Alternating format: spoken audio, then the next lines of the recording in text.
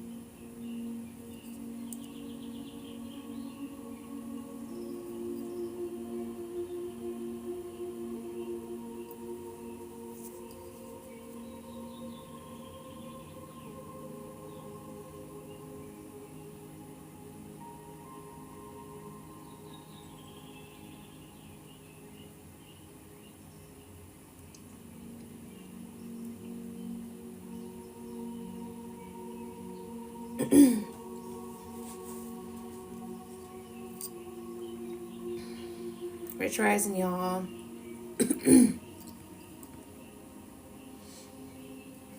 Repost this live for me, please, and thank you.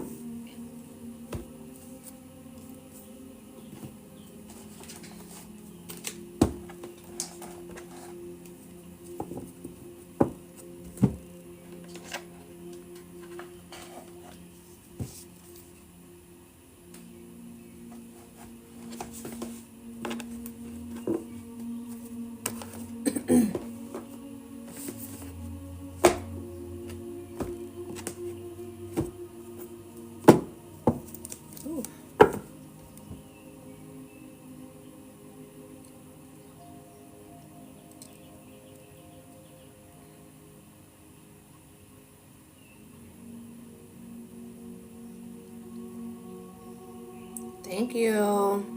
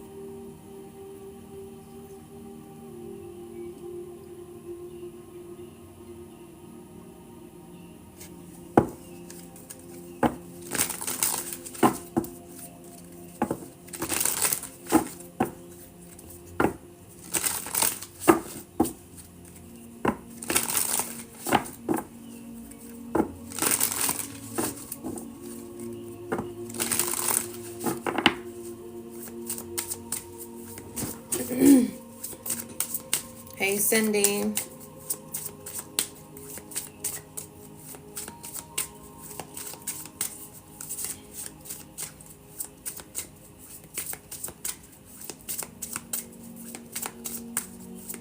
Oh, goodness.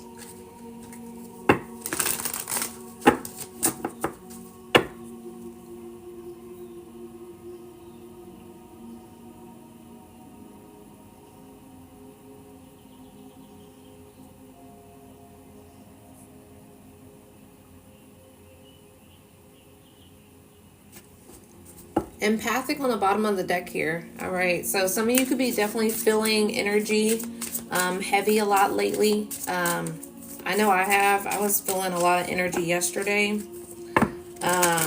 So, you know, clear your energy as much as you can. All right. There's a lot going on in society right now. And for those that are empathic, maybe feeling a lot of what's going on in society. All right. Some of you can be feeling the energy of people that may be pulling on your energy also as well. So whether some certain people are thinking about you or just really have you in their mind, you may be feeling their energy also as well. Especially for those of you that have let go of a lot of people, or just, you know, people in general, or just people that may have been very close to you. So you may be kind of picking up on their energy a lot lately.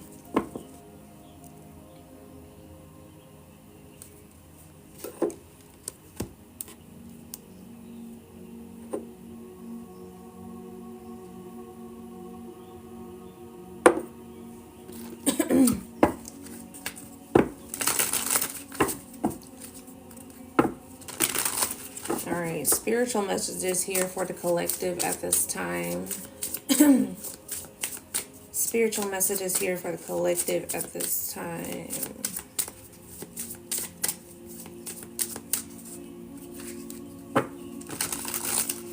August is significant. Oh, goodness. August is significant. I'm hearing Lionsgate. So Ancient Soul also as well is peeking out. So some of you, if you may have, if you're into doing like, you know, portal work in a sense, to where you manifest on higher portal days, I'm picking up on Lionsgate. So that would have been in August. So if you were manifesting around that time, did some manifestations around that Lionsgate portal, some of those things you may start seeing coming into fruition. All right. Slowly. Some of you may be getting a couple manifestations here within the next few months.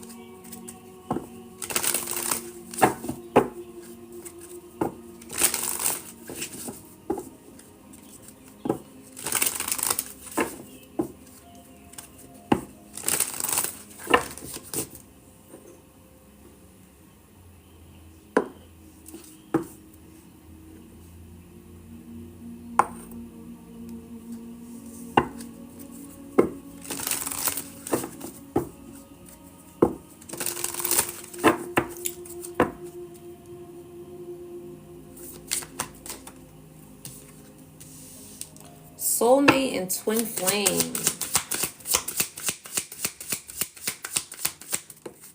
So this could be one of your manifestations here, okay? Is this soulmate twin flame union here? Yeah, ancient soul, the moon, dream manipulation.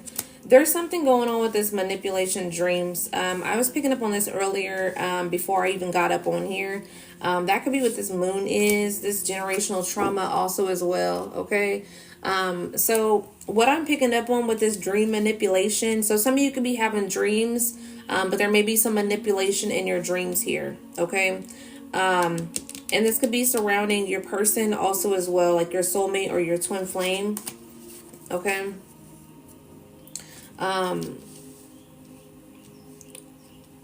So what I'm picking up on this dream manipulation, so generational trauma was on the bottom of the deck here. So this could be something to where you may have some seeds deeply rooted within you surrounding this generational trauma. So say for instance, if you have like a core belief that you ain't really going to attract the soulmate or the love of your life in a sense, and you may be thinking like, oh yeah, I'm going to attract them, but it's like deep down inside you feel like it's really not even coming in a sense here, or it's really not going to be, you know, making its way towards you in a sense here. So this could be why certain things are showing up differently in your dream state also as well, okay? Yeah, Pluto, transformation. Let me see what this dream manipulation is. Let's get more on this. More on this dream manipulation, spirit. Most divine ancestors. Angels of my highest light. What's more? Give me more on this dream manipulation. The star card. Yeah, so this has something to do with your healing. Like I said, something to do with this generational trauma. What's this dream manipulation? Yeah, magician energy. Yeah, the Fool, Ten of Pentacles. Yeah. Okay, so there's a past life relationship here. Like I said, soulmate, twin flame situation dynamic that someone's, you know, manifesting or is supposed to, you know, take a leap of faith on, you know, of it coming together. So there could be some distortion in regards to the energy surrounding it. Okay, this has to do with generational patterns or traumas or just trauma in general. Like I said, not believing that, you know, you're meant to have a real true love partnership here.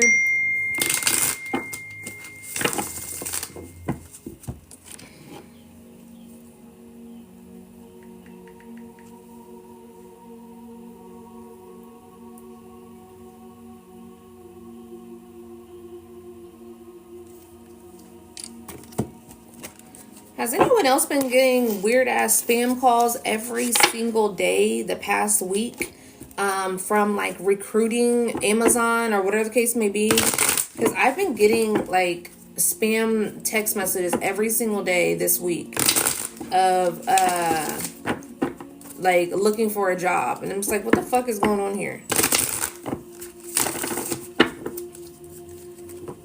Yeah, devil. Yeah. So spirit could be protecting some of you guys from certain situations here.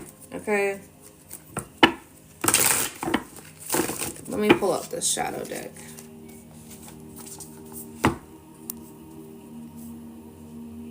You've been getting it also? Huh. Yeah, it's really weird.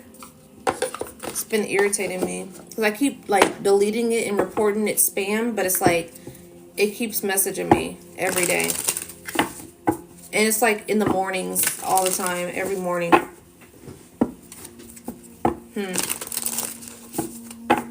There's something weird going on in the energy. There's been something weird going on in the energy the past couple of days. But something around the moon, the full moon. Okay, this past week could have showed you something in regards to your dream state here also as well. In regards to this manipulation that may be in the dreams, okay? Thank you for the heart meme. Show me what else is going on with this dream manipulation. Show me what else is going on with this dream manipulation here. That same card came out. I put it back in the deck and it came out. So I wanted to come out here. A necromancer. Amidst the whispers of the dead, where mysteries are spread, what should have been gone still here remains. Somebody, I'm hearing graveyard dirt. Somebody has been tapping. Oh, okay. So if you're a dreamer, all right, because I'm a dreamer also as well. If you see, if you're a seer, you're clairvoyant. You see things in your dream state. Your spirit brings you. It's been coming out in tarot a lot. If you see things, if you're a clairvoyant, you're a seer. You have messages that come through your dreams. You may need to do some protection surrounding this. I'm picking up on a bay leaf, maybe significant. Place a bay leaf under your pillow, or just get something protection to place under your pillow, or just doing certain prayers or whatever the case may be. Cleanse your space also as well around your room, because something is manipulating someone's dream state here. So, you may be needing to get certain particular messages, and it's coming off distorted in your dream state. This could be due to somebody, like I said, this magician energy. Somebody's using some sort of magic here, okay, to throw you off. So that's what that moon energy is, okay? So someone's trying to throw you off here with your dreams. So they may be scattered kind of all over the place. Yeah, abandoned carnival. It's like someone's playing games here. It's giving sending entities type of energy, heavy on graveyard dirt. Somebody was tapping into some graveyard dirt here. I got the chills really bad. So someone went to a practitioner here. Let me pull, skull. Yeah, look at this skull energy. It's definitely giving graveyard energy. It says transcendence, intuition, and power.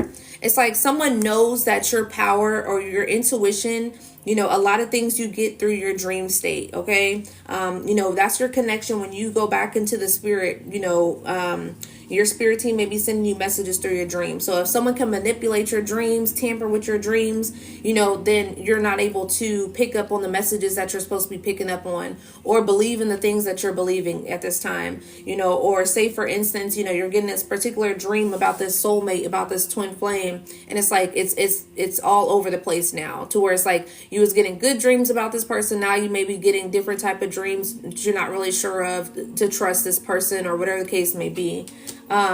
So this is just another way, because if they can't get to you on the physical, because we've been talking about this soulmate twin flame dynamic that's been going on for some time, and a lot of things are clearing out in regards to the things that were coming up against these unions.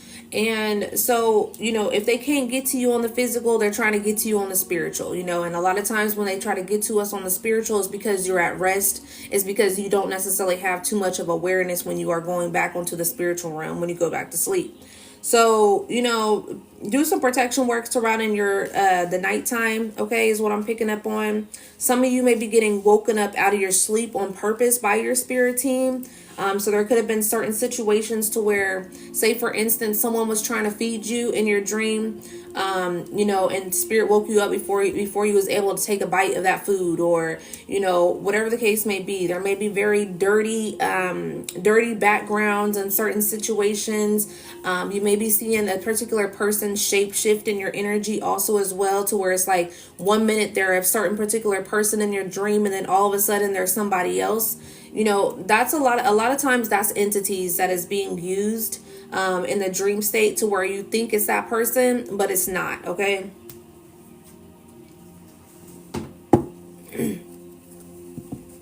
So this may be something that is testing your intuition to exactly, Witcher Warlock. Someone's doing some dream manipulation here, okay? So it's someone could have went to a practitioner. I may be talking to, high priestess, or those that actually do, tap into tarot, or those that have,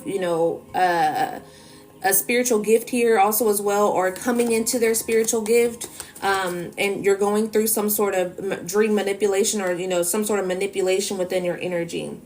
Okay, so spirit's also, leaning you into trusting your intuition at this time, regardless of what you're seeing. What do you really truly feel? Yeah, jar, spell, and judgment. Because there's an energy here that is trying to keep you, like in a sense to where you're crutched in a sense. You know, like I said, it's this witch or warlock energy. It's like, because I keep hearing a conversation like somebody is going to go pay some money for this to be done. So it's like someone is like, I want to throw this person off. So someone may know that you have spiritual gifts also as well. Okay, they may know that you're spiritual. And it's like someone's like going to somebody, because I keep hearing a conversation, I want to throw this person off or whatever the case may be. And it's like I'm hearing the practitioner say, well, we'll just do this, and this will distort their energy. Okay, so somebody's trying to distort the energy to where you stay. I can't make it up. Third party casting spells. It's like somebody wants to distort this energy because they feel some type of way, because they may have got some sort of reading. Okay, so someone may have got some sort of reading here, and someone's on the leading left on the outside. Someone's not meant to have this relationship, this twin flame or this soulmate union here. So it's like somebody wants to stop this before it even comes together, before it even happens with this soulmate twin flame dynamic. So this could be somebody, yeah, altar, exactly, altar. Like I said, this could have happened in the springtime. Someone could be trying to stop this before the springtime happens, okay? Because like I said, certain things are going to be coming together within the next couple of months. So someone could have got left during the winter season, or during this winter season, or fall season, or whatever the case may be. And this love situation, this new love may be coming in this spring season, but somebody's trying to stop this situation and not bring it together. Yeah, so this is someone doing manipulation. Someone's using graveyard dirt, going to some sort of practitioner here also as well. That's a shame. But judgment is here also as well. So it's like whatever they continue to keep doing, they're just going to bite their own ass, okay? Because like I said, it's not something exactly. New moon spell work, evil eye. Yeah, I can't make it up. So, you know, during the new moon, when is the new moon? Protect your energy, okay? You may want to light a protection candle, or some sort. Do like a protection ritual. The new moon is on January 18th in Capricorn. So, you know, protect your energy around the January 18th, okay, that week. Because, you know, this is new manifestations that's trying to come in, but someone's evil eyeing this energy. Someone doesn't want this relationship to come together, okay? Someone feels some type of way because they're getting left behind. Yeah, witch warlock. I can't make it up. I can't make it up. Okay. Whoever this person is, they're attacking your chakras. And they most definitely may be attacking your crown chakra here, also as well in your third eye, your upper chakras. Or they can be attacking your lower chakras, to where they're attacking your lower chakras in a sense to where bringing infertility. So doing fertility spells, okay? Yeah, losing toxic people is a win. Yeah, loser. Yeah. See, somebody doesn't want to lose in this situation. So it's like if I can't have them, or if I can't have her, you can't have her type of energy. So it's like, okay, well, I don't want to lose against, you know, somebody, because it's going to be an actual good relationship with this third party casting spells. Like, they don't want to see this, okay? They don't want to see somebody happy with somebody else because they feel some type of way. So they may be attacking some sort of, you know, chakras. So just, you know, keep your chakras in alignment.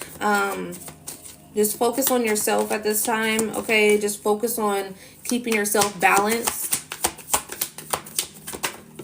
Yeah, mirror magic. To the divine path. Because it's like, this is a divine path. This is a divine union. This is a divine, you know, state in a sense, to where it's coming, you know, going down a divine contract in a sense here. So it's like someone wants to mirror this energy, you know, to where you feel as if, yeah, yeah, Santeria religion. Yeah.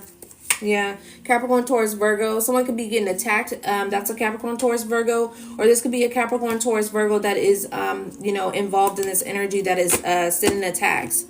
Take it how it resonates, whichever one it is, okay? But someone may need to protect themselves. Yeah, judgment. Yeah, justice. So someone may be receiving justice in regards to this. Someone may not know that they're being attacked here spiritually, because they're meant to go down a certain pathway, okay?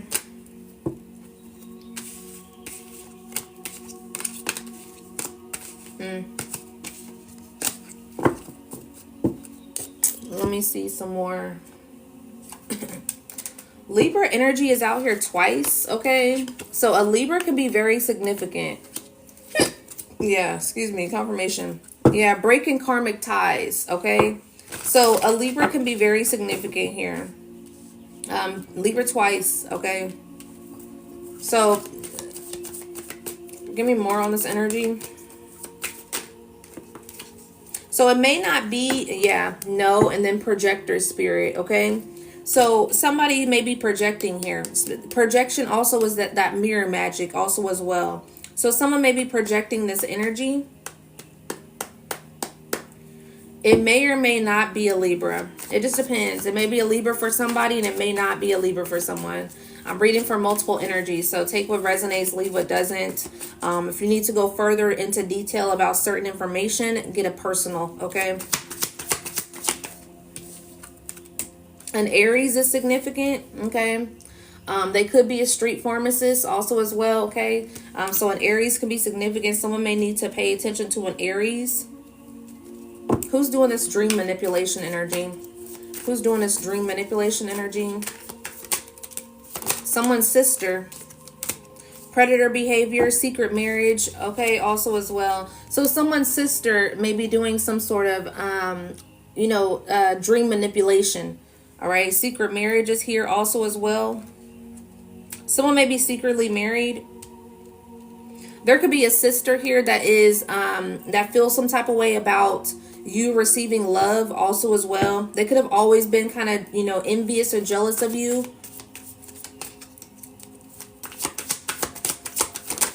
Yeah, I act like the good person, but I'm really not. Okay. So someone acts like they're the good person, but they're not. They like to talk down on you also as well. Okay. And it says this karmic cycle is over. Okay. So, what this is somebody's about to get, someone was doing work and someone's about to get backfired. It's about to backfire.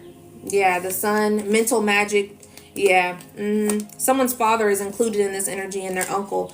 Okay, so someone has a father figure here and an uncle or just men in general around you that don't necessarily give you the rightful advice, okay? Or they're not necessarily a good, what's it called?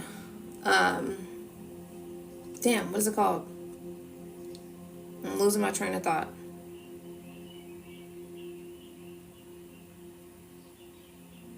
Yes, thank you. Role model, okay? Role model. So, whoever this father is, an uncle is not a good role model, okay? This may be a masculine to where you have a father and an uncle that may kind of feed you bullshit surrounding, that role model energy of being a man, okay? A tempered energy of being, or a distorted version of a male, okay? A distorted version of, relationships when it comes to women also as well. So you may not want to trust this father and this uncle here also as well here, okay? What else? Yeah, this could be why you're learning to love yourself more, okay? Because you could have been, taught differently, to look outside of yourself more than looking internally to love on yourself here, okay? So that could be why, you're learning to love yourself more at this time. Cancer could be significant also as well, okay?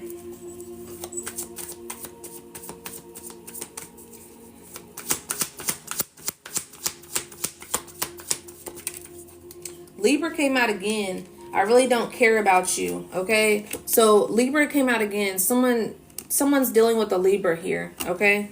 Someone's a Libra. They don't really care about, the things that you want in a sense, okay? They may care about you, but it's like they may not care about the things that you want for your life in a sense here, okay? So it's like you may want certain things to come into your life, or, you want to go a certain direction. You may be a certain particular type of way. And it's like they don't really care about, the things you got going on for real. Unless they're tied to it in a sense also as well. Like if it can benefit me, then I'm gonna be there and show up and care. But if it doesn't benefit me, then, fuck what you talking about type of energy. I'm picking up on a father here that may kind of say that may have said when your younger years that you were too soft in a sense. you know, on how you may deal with women. They may have a low-key envious spirit of you. They're a little bit jealous of you also, as well as what I'm picking up on with this father. You have like a very magnetic energy, a very attractive energy, a very abundant energy. And this father is stuck in certain ways. So they don't attract certain things the way that they should be attracting things, because they fucked up a long time ago. And it's like they're kind of stuck in their ways. So it's like you could be trying to talk to this father and tell him certain things in regards to up leveling himself, you know, but it doesn't work. It doesn't work because it just goes in one ear and one out the other, because it's like he sees himself as, it's like one of those things to where, like the elders, in a sense, to where they feel as if they can't learn from certain, you know, individuals that are younger than them, in a sense. So it's like, oh, who are you to tell me type of, you know, what I should do, or whatever the case may be. I'm the dad, or I'm the mom, or whatever the case may be. So it's like somebody doesn't really hear what you got to say. Like, and it's like you could have the solution for this person also as well. It's like you got the solution for this person, but it's like they don't want to hear it. They don't want to hear it. Yeah, I can't make it up. I can't make it up. Envious, jealous spirit. What I say? I said they're envious. They have a jealous spirit on them. Like, literally. I can't make it up. They're a bad shapeshifter. So it's like when it comes to that shapeshifter energy, like I said, they don't know how to be what you, in a sense, what you want them to be, or what they say they are, in a sense here. So it's like their mask continues to fall. So it's like, say for instance, you know, like I said, they don't necessarily go about the things that you say that they should go about, because they're not into that type of shit. They're envious. They're low-key envious of you. Someone's father is envious of them. So it's like they feel like they need a piece of everything that you got. And what I'm picking up on this energy is like, it's like something's never good enough for them. Like, it's like you may internally don't even know that you're trying to measure up to your father, in a sense here, to where you're trying to show them to see you how you want them to see you, but they're not going to see you how they see you. They see you. You know what I'm saying? They see you. Of course they do, because they're envious. So it's like they see you. It's just they're not going to acknowledge it because, you know, they feel as if you're better than them. Okay? Because they're envious. I'm hearing that song, Tag Team Back Again. What's that damn song? Tag Team Back Again.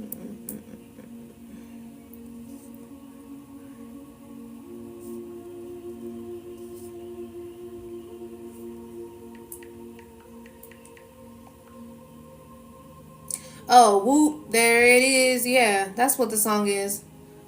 So whoop, there it is. Loud up, whoop, there it is. Someone could have been born in 1993. 1990s could be significant. Someone's a 90s baby.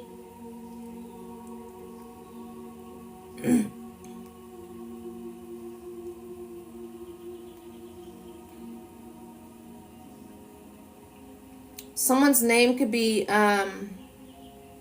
Mikey.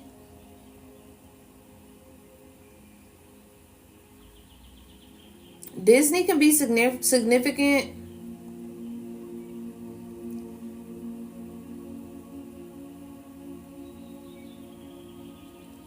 Someone's father could be stuck in the 90s, in a sense here. Like he hasn't progressed with his growth. It's like, so he may be making the same mistakes that he was making in the 90s. Okay, so someone's just kind of stuck in their ways. They don't have any growth here.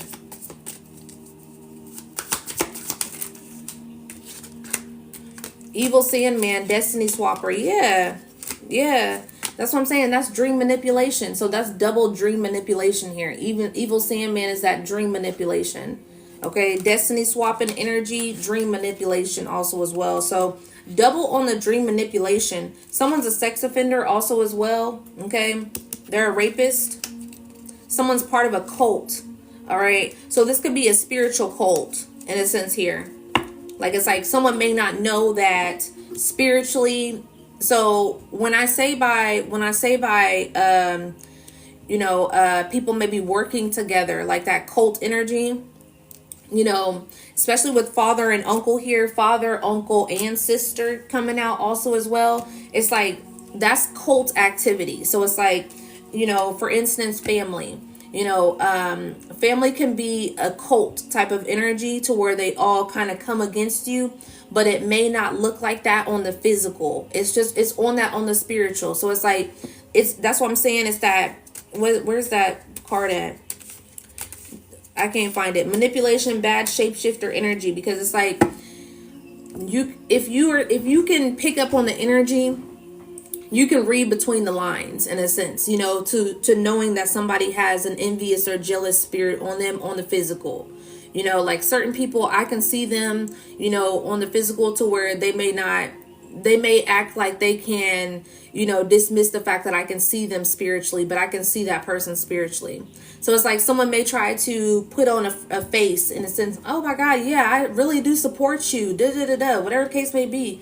And the whole time they're low key envious. And it's like, and I can see it, but it's like they'll never admit it. They'll never say it. I'll get the confirmations through my spirit team, whichever way, the receipts that they'll bring it to me, and it's like I'll literally see the whole situation spiritually. And it's like, and they'll still be smiling in my face, trying to be cool or whatever the case may be. So it's like, this is somebody who may, your intuition may be kind of, foggy in a sense, because sometimes when, you are spiritually inclined also as well, we're a little blindsided by family, okay? And the reason being is because there's an energetic tie against it. So it's like, for instance, say you can see an associate, a coworker, someone else's person or whatever the case may be. You can see that, you can intuitively pick up on that very easily, very quickly, in a sense to where it's like, yeah, that person ain't right, they this and that, blah blah blah. Versus you with your family, you don't see it off the back really quickly, the way you see it with this person over here, because there's an energetic tie to where you're emotionally tied to this person of your family. So sometimes that distorts the energy when you're emotionally tied to certain people. So when people say, oh, why you didn't see it in between your family, or why you didn't see this or whatever the case may be, because there's an emotional cord there. So when there's an emotional cord there, it distorts the energy when it comes to your intuition.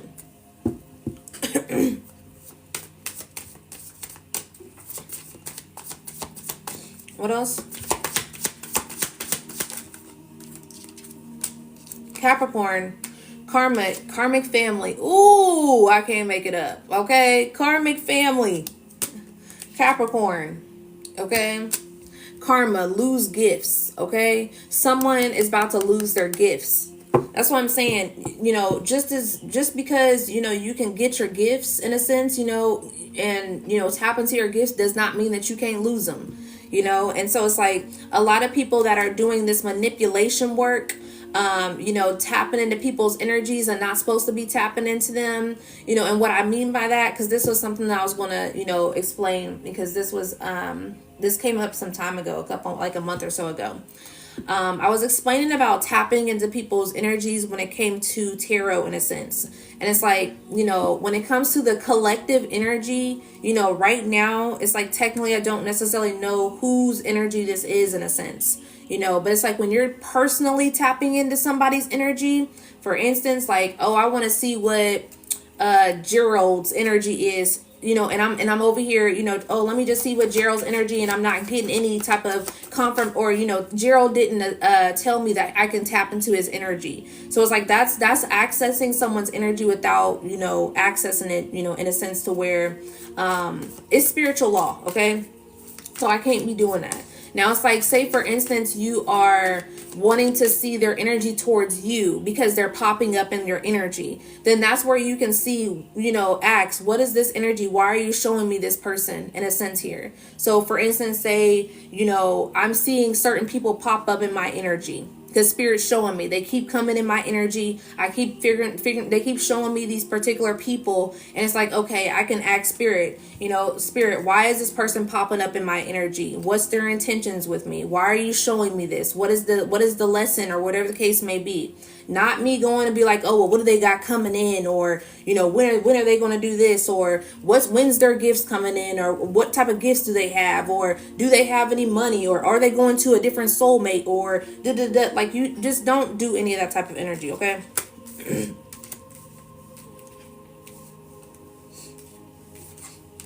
And, some of you that are getting readings also from particular readers, you do not need to give them your date of birth. There's no need for someone who's tapped in to need your date of birth, unless you're getting like a birth chart reading to where they actually do need your date of birth. But if you're just giving your date of birth, they just need your date of birth. They don't need that. They don't need that. Okay. So don't give them that. They don't need that. If they're a real reader, they don't need it.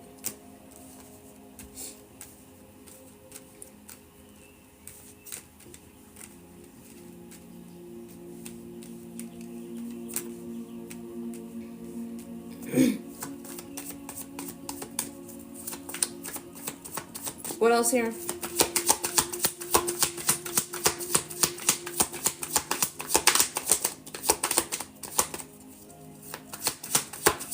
And y'all need to also stop giving out y'all's birth chart, planets and all that such and houses, just freely in general, okay? Because a lot of this little destiny swapping energy is out here, okay? And it's like some people in your birth chart, you may have a higher purpose than somebody else. You may have a higher calling. You may have abundance that is meant for you to, in a certain particular way. And it's like, and you come across somebody who, can see your chart, or you telling them your information, and it's like, oh, I want that, because at the end of the day, I don't have, what they have in a sense here. So, protect that energy, that birth chart energy. Don't, go around telling people, oh, I have this rise and I have this, oh, this is in my 5th house. This is blah, blah, blah, da, da, da, da. Keep that to yourself. Unless you're going to someone who reads, birth charts to where you're needing assistance for them to help you in regards to how you can start, moving with your energy in a sense, on the astrals, then that's okay. But it's like just randomly giving people your information. Don't do that. Okay. Don't do that, because you don't know what people are doing out here and how people are trying to search you up. Don't do that.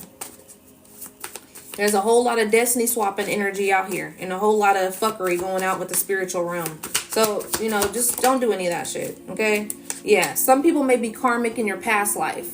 So it's like, when we reincarnate onto, Earth, we reincarnate with people that are, maybe meant to be our soulmate, twin flame, and encounter that person. And we also encounter people that are karmic to where we have to learn a lesson with that person. So, for instance, example, you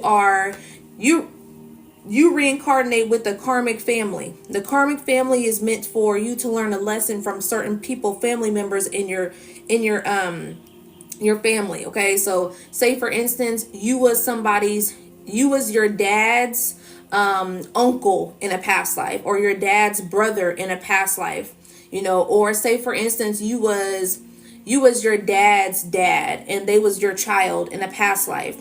So you will reincarnate onto this earth because maybe, say for instance, you didn't treat them well when they was a kid, when they was your kid in a past life. So now you're their kid in a sense, to where on this lifetime, to where they have to show a particular way of parenting to you. And so that's where that karmic energy comes from. There's certain things that you got to learn a lesson with.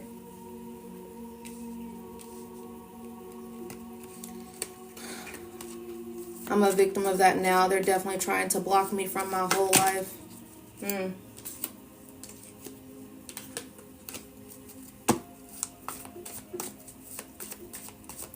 Yeah, you gotta be careful with certain people. Not everybody's meant to be trustworthy, unfortunately.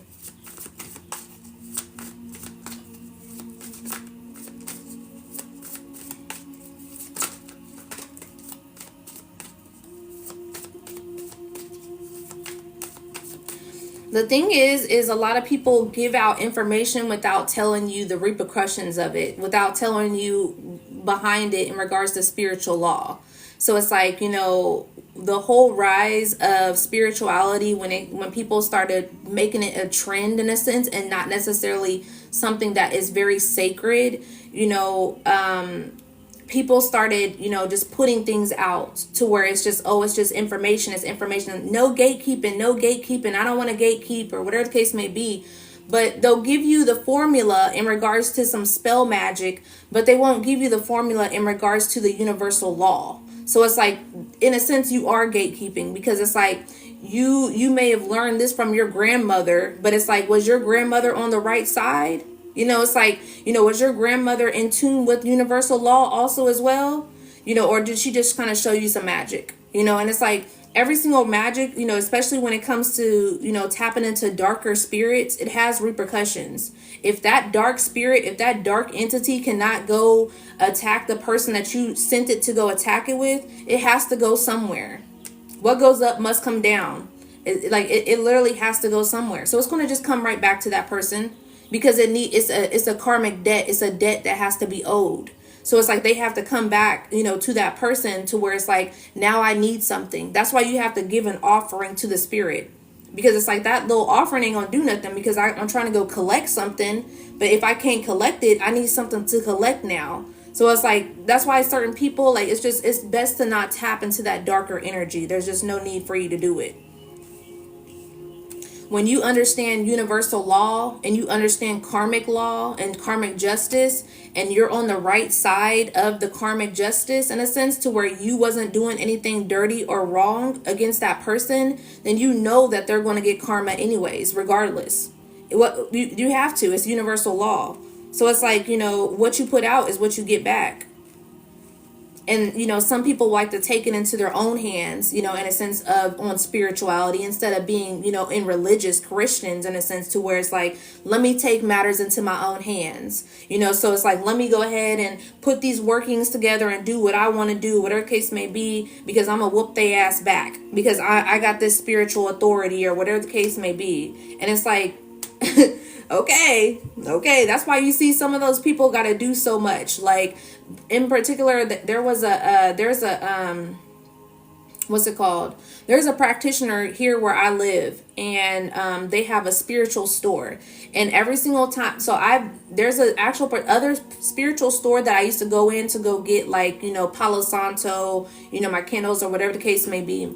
And so it was an Aquarius store, and I love that store. It was very clear, it was the energy was good, it was full of good people. But this lady in particular, this other lady, her store is very dark. I don't really like it. I don't go in there anymore, because it's just very dark. So it's like she has, 50 million sigils on the outside of her, what's the name? It's like voodoo dolls that are hanging, and, a whole bunch of just, altars around the whole store. And it's like, I get it in regards to protection. But sometimes when you see certain people that feel like they need to do all this, overkill, in a sense, it's because they're protecting themselves from something that is not right. Okay. Because they're doing work that they're not supposed to be doing. So it's like, and for instance, when I was in there, this lady was taking certain, orders in regards to attacking certain people. So this one lady had came in and was like, yeah, my ex-husband, or whatever the case may be, I need you to do this, do that, or whatever the case may be. So she's taking an order in regards to doing some sort of voodoo workings onto this person. And it's like, you don't even know who that person is. You don't even know the other side of the story. And that's another thing, when you are someone who does divination work, and you may be called to that practice to protect somebody from somebody else, in a sense, by using workings, you need to tap into that energy and ask spirit first. Don't be like, oh, because I got the keys and whatever case may be, I have access. We still have to go to spirit and ask spirit first. That should be your direct line of contact, is going back to divine spirit, asking your ancestors, is this true for me to do this, for me to help protect this person, or whatever the case may be, because they're getting attacked, or am I not getting the right full of the story? It's like, they shouldn't be doing all this extra shit. It's really out of ego. It's a tampered ego. That's what it is.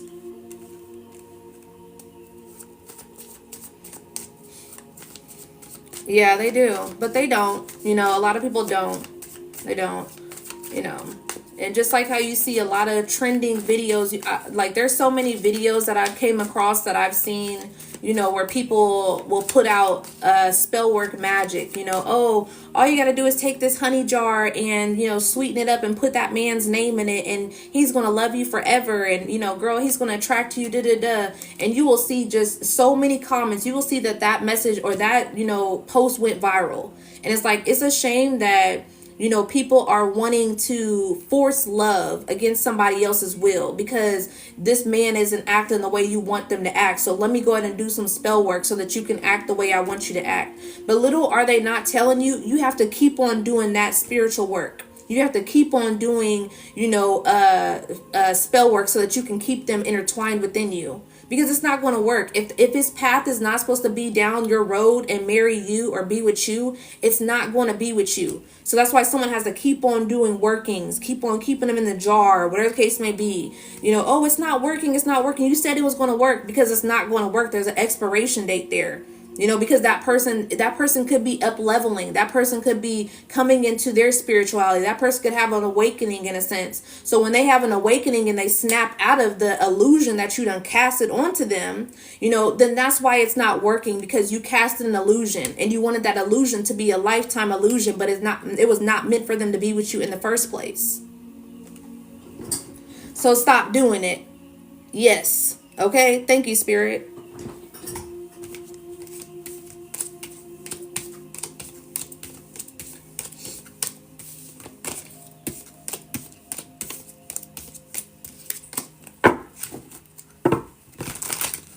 And I split the deck in the bad entity attachment. Exactly.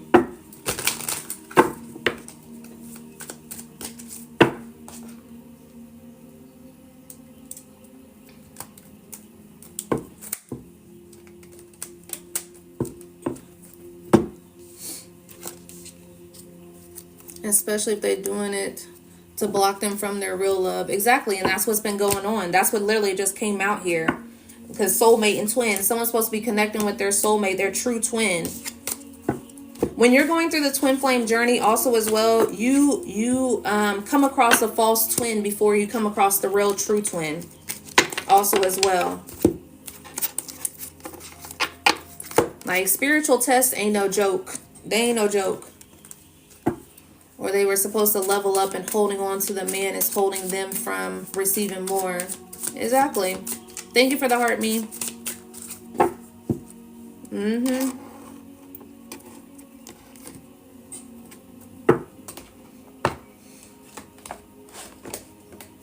And also, some people don't understand that, your karma may not hit you in this lifetime. It may hit you in your next lifetime, and you just may not end up remembering.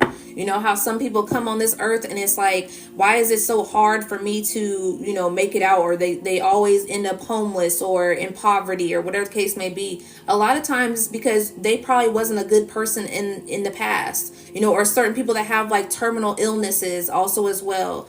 I've been reading about past life energy also as well. So I'll end up talking about all of that type of energy, because it's like an energetic code in a sense that we have, that we pick up on. So say, for instance, you have chronic headaches, and it's like you've always had chronic headaches all your life. You don't know why. The doctors don't know why, or whatever the case may be. There could have been a past life, and to where in a past life you had brain surgery or certain brain surgery situations or whatever the case may be within your mind, and so that carried on as an energetic imprint, to this lifetime, to where that's why you have chronic headaches. So it's like one of those things to where kind of like also poverty mindset. So, sometimes we are brought into a poverty so that we can get out of poverty mindset, because we may have been homeless in a past life, to where, we was homeless, we was in poverty, and it's like, okay, Spirit saying you're going to reincarnate into poverty again, but you can get out of poverty. You just have to break that lesson that you didn't learn from a past life.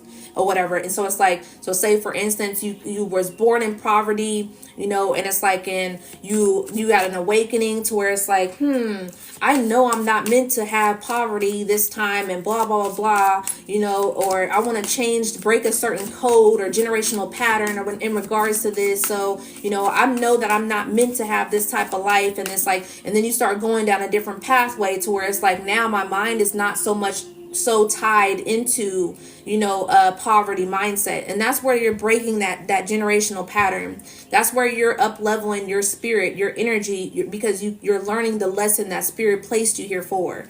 Okay, thank you for the gifts, y'all. Matter of fact, let's go ahead and tap into some past life energy.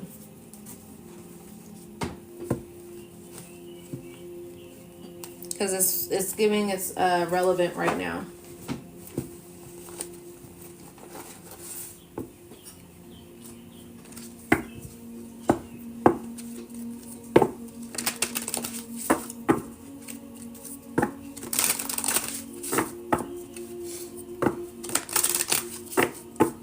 What's relevant at this time?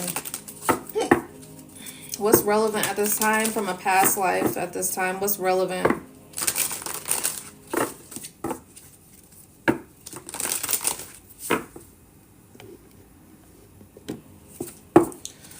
What past life is relevant at this time for the collective?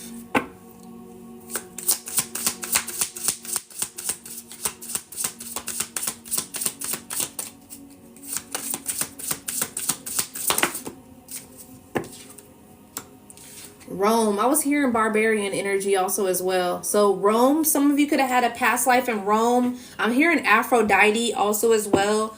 So some of you may be, very connected to like Greek energy, Greek gods, also as well. Okay. The goddesses, the royalty type of energy also as well. Romantic lifestyle. So, and that makes sense here. Okay. So it's like someone may not have had an actual past life in Rome in a sense, but it's like, how Rome had that very like romantic type of lifestyle in a sense for Rome. And and just like kind of worshiping in regards to the gods and goddesses type of energy. And it's like, so when it comes to that soulmate twin flame dynamic in a sense here, that's kind of what it gives in a sense. Like, it's like two souls that are coming together to break a certain generational pattern within their both generations, or two souls that come together to create a better good in regards to their lineage also as well. Okay, you used to love Greek mythology as a child. It's funny because I'm watching the show on Disney, what's it called, Percy Jackson. And so that's been coming up a lot in regards to like, Medusa, it's all about that, so I'm learning more about it through Percy Jackson. Spirit got me watching that show on Disney Plus. So I'm learning about Perseus and, Medusa and, Aphrodite and all of that. What else here? What other past life is prevalent? Yeah, past life illness. Yeah, psych ward phobia is what I say. So, like I said, some of you may have had a past life to where you had an illness, a chronic illness. So it's like it energetically imprints, within your soul's memory. So it's like, so for instance, you have that head trauma, you know what I'm saying? So it comes from head trauma to where now all of a sudden you have chronic headaches and migraines in this lifetime in a sense here. So this could be what that past life is picking up on. In a past life, you could have went through certain psychosis situations. Say for instance, you was very spiritual in a past life to where, say for instance, they deemed you as being schizophrenic because you're hearing voices, because really you was just tuned into the spiritual realm. So it's like they may put you in a psych ward to where, oh, you're crazy, blah, blah, blah. So now on this lifetime, you're too afraid to speak what you know in a sense, or tap into your spirituality, because people are going to think you're crazy, you know, type of energy. So it's like it's an imprint that's carried on for, you know, from a past life here. Okay. Also, and for instance, with certain phobias also as well. So, you know, couple years back when spirit was telling me about me being had a past life in Atlantis, I was sitting by the water, and it's like when I would look at the water, I would be kind of scared in a sense, to where it's like big bodies of waters would scare me. Like I'm not the type of person that wants to go on a cruise at all. Like big bodies of water scare me. So I was sitting by the water, and it's like, for some reason, I kept seeing myself drown. I kept seeing myself drown and falling into the water, and it's just like drowning every single time. And I'm like, why the fuck? Like, what's going on here? So it's like later on, I found out about how I had a past life in Atlantis. And so I started looking up more information about past lives in Atlantis. What's the significations? What would I feel? Whatever the case may be. And that is one of the signifiers in regards to the past life of Atlantis, as being having a fear of water. You know, the fear of the fall of Atlantis that had happened in a sense here. You know, or being very connected to mermaids, or being very connected to, you know, the water in a sense, like you love the water calms you, you know, just whatever the case may be. So I was, you know, had that past life. So also, what spirit has showed me is I drowned in the past life. So, you know, spirit had told me that I drowned in a past life, and that's why I have a phobia now in this lifetime, that I'm scared of the water, because I drowned in a past life. So it's like those fears, you don't even know where that fear has came from, or that phobia has came from. Say, for instance, you're afraid of heights. You don't even know why you're afraid of heights. You just been afraid of heights all your life. And it's like, and you may not even been, you know, on those type of things. It could have been a situation to where in a past life, you fell off of a building, you fell off of a cliff, or whatever the case may be, and passed away. So it's like, so now in this lifetime, it's like your soul imprint, your body, you know, or your soul is like, oh, I'm scared because it happened in a past life. You passed away from that situation, or whatever the case may be.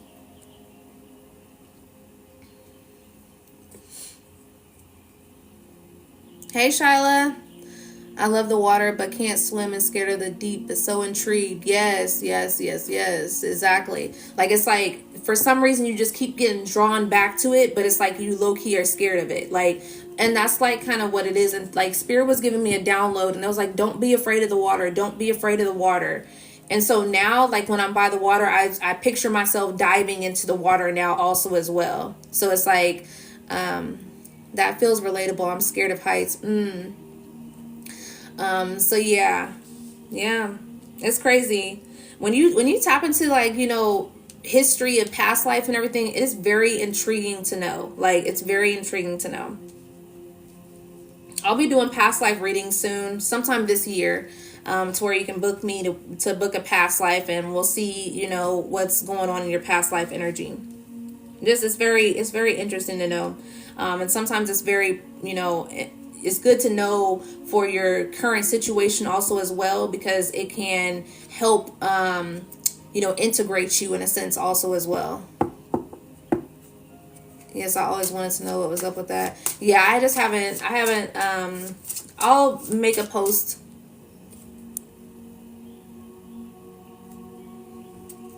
I'll make a post in regards to that. Because I had a dream I got pushed off a cliff and I jumped up sweaty as hell. And see, that could have literally been a past life dream. Because there is a time where I had a past life dream with my twin flame. And, you know, because Spirit was awakening me to my twin flame journey and everything of that nature. And I had a past life dream of them. And we was it was like past life slavery type times, type of energy. So it's like when Spirit told me that I was a past life slave also as well before that, and then after I had a dream about the person the twin flame situation in regards to us living around that time frame also as well. So it's like also when it comes to twin flame, you live multiple lifetimes with that person. You encounter each other every lifetime.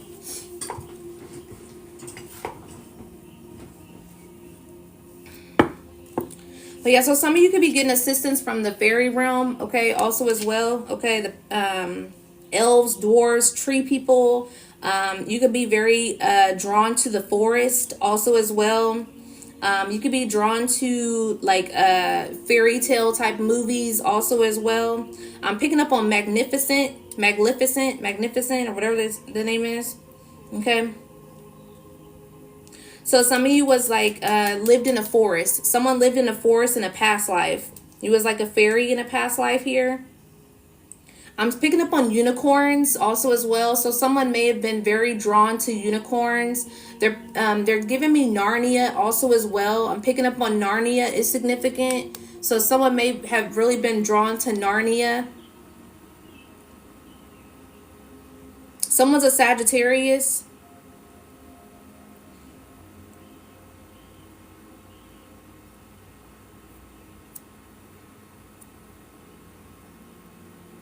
Ferngully was my fave, I believe, in my childhood. Are you talking about Narnia? Narnia was one of my, I loved Narnia.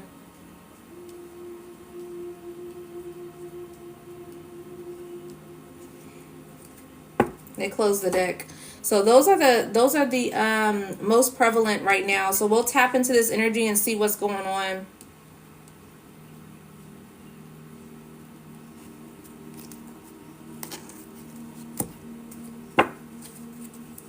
Oh, it's a fairy cartoon. Okay.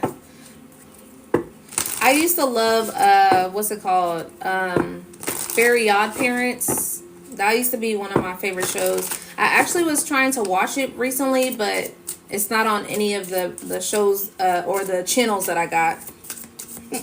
But Fairly Odd Parents, I used to always watch that with the two Cosmo and Wanda, the fairies, the godmother or whatever it was. All right, why is this past illness showing up for this current lifetime from the past life here? Why is this past illness showing up? Leo, okay.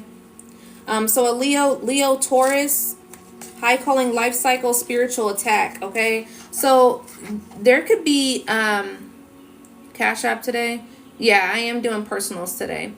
So if you do want to personally, you can sit it in. So there may be, Pluto transformation, karmic love lesson. Okay. So the reason why this past life is showing up here, okay, situation, someone may have had a past life here with a Leo, okay, or a past life with a Taurus, but there may be a Leo that may be sick here also as well, or maybe getting sick. There's some sort of love lesson, karmic situation, a transformation that someone was needing to learn a lesson with, okay? So you're going through a spiritual transformation surrounding this love situation. So this could have been a relationship that you was in with this Leo here that may be getting sick, okay? You was meant to learn a lesson. This could be a Taurus. You may have been getting spiritually attacked, okay? So you got a high calling life cycle. So you are meant to do something. You're meant to have a certain particular purpose. And the reason why you may have been getting spiritually attacked here is because they were trying to keep you away from, this life cycle here. Okay.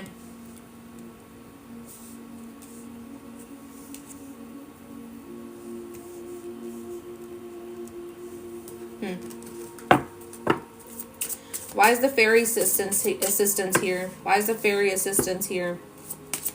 Why is the fairy realm here showing up in this lifetime? Karmic family love lesson, Venus, okay? So someone's maybe an earth sign also, so this could be this Taurus energy also as well. But in this past life here, karmic family love lesson, or karmic family lesson here, you may be getting assistance here from the fairy realms or tree people in a sense, or just ancestral energy. So maybe you're very connected to being outside. You're very connected to being by the trees and like more of like a foresty type of energy, or, just the woods type of energy also as well. But you're learning a lesson surrounding family at this time, okay? And it has to do with your love life. So it's like, if you have been attracting certain type of relationships, it has to do with the reason, generational trauma of how you've been attracting relationships. So for instance, your family is not necessarily, there's a crow that just went past my window. So heavily on transformation, heavily on death and rebirth here. as well. Heavy on ancestor energy. So, you know, this is something to where, say, for instance, your family has not been in, you know, with the love of their life. They settle, they don't necessarily, you know, find their actual true, you know, love, true partnership, their soulmate type of energy. And it's like, so this is a sense to where, you know, when you reincarnate, you know, and you reincarnate with family members also as well from a past life, that's part of that cult activity. So it's like they'll speak, you know, opposite of your high calling life cycle in a sense. So it's like, for instance, like I was saying in regards to that dad, that father, or that mother, or whatever the case may be, that may have an envious spirit, or, oh, you're too soft around these women, you know, you should be doing this with these women, or whatever the case may be. Or say, for instance, your dad was a player the whole time and he's still a player and he doesn't want to get out of those ways. He doesn't want to be in a commitment, you know. So it's like, you know, he showed you those type of things as a younger child, you know, to be this particular way as a man, you know, a distorted version of a man instead of a true real man that actually values women. Okay, so this could be the lesson that you're being shown at this time, and you can be getting that assistance through the fairies or the tree people in a sense. Okay, so you might want to go sit by a tree. And then also here with this Rome energy came out Cancer. So someone may have had a past life as, you know, you could be a Cancer, you had a past life in Rome. Okay, and the moon is out here in New Soul also as well. You are in alignment. Okay. And have multiple reincarnations. Okay, so someone is a Cancer. You've had multiple reincarnations. You may be kind of renewing your soul also as well, and going through alignment at this time. So, you know, you could be very connected to, like I said, Rome, or, you know, that energy in regards to like warrior, goddesses, gods, you know, type of energy.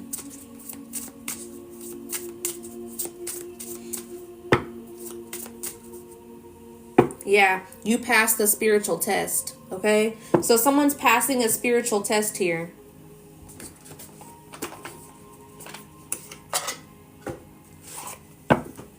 What's the spiritual test here for Cancer?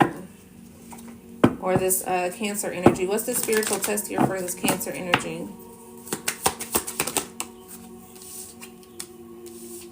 Your faith. Okay, so your spiritual test was your faith in regards to the direction that you're going. Okay, so like I was explaining in regards to poverty mindset in a sense, you know, you had a past life in poverty, you know, you come back and you reincarnate, you're still in poverty, but you have that faith. You just like, there's something in you is like, I'm meant for greatness, I'm meant to have abundance, or whatever the case may be, you know. And it's like, and you decide to go that direction. You look up financial literacy, you break certain patterns in regards to, you know, that poverty mindset. You know, you start being in a more of an abundant mindset. You start working on your mindset in regards to it. You know, that's where you pass that spiritual test. Okay, so, you know, your test was from a past life here was your faith, you know, in regards to how you can trust the process, how you can trust in divine timing, how you can trust in your path and your legacy in a sense here also as well. Okay, what else here for this energy? Yeah, exactly. Stress. Yeah.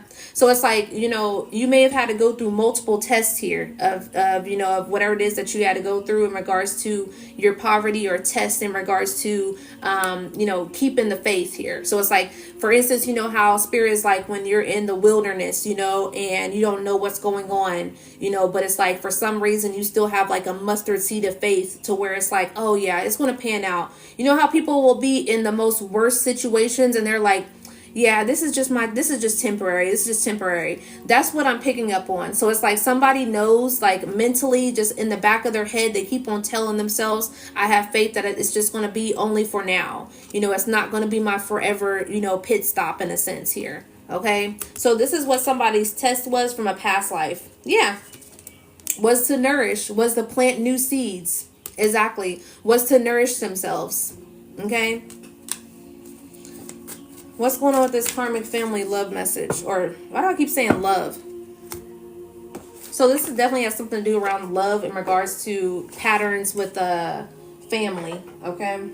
Yeah, goodbye. Okay. So it's like some of you may be learning that certain people in your family, there you may not have to be, you can't be so close with them as you was, you know.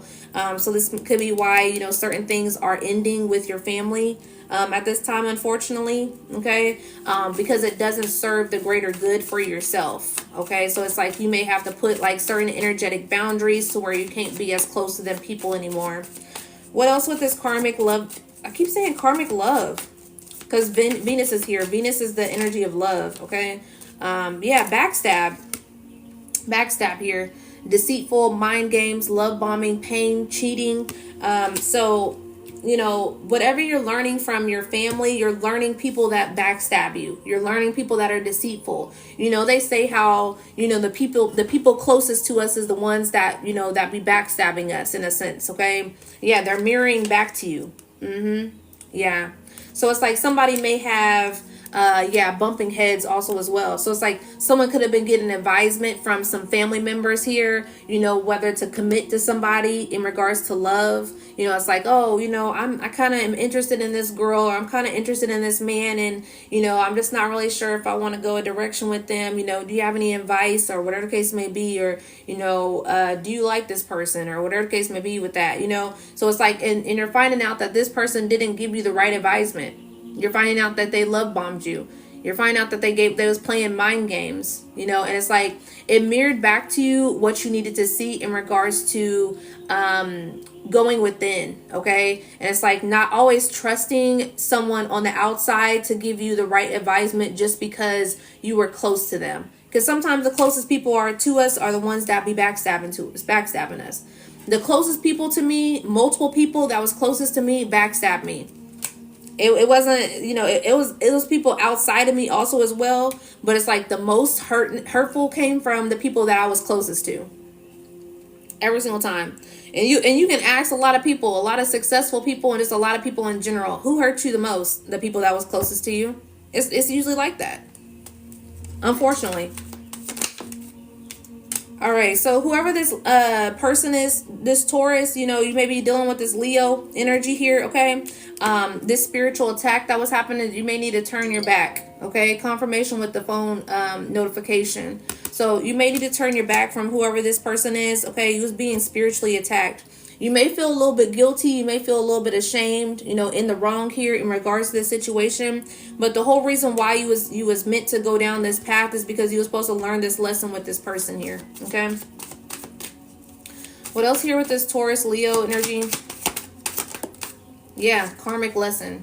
So it, like I said, you was meant to learn this lesson to you know, put this learn whatever it is in regards to what I'm picking up on is picking your choices picking your battles wisely, okay? Picking things, you know, certain things wisely. You may have kind of, you know, with this physical energy, it's like you may have seen things on a more physical level. There's a cardinal by my window, okay? Cardinals can be significant. You can be seeing red birds a lot. But, you know, this could have been something that was very like a physical relationship. It didn't really touch anything spiritually or just didn't have any depths to it.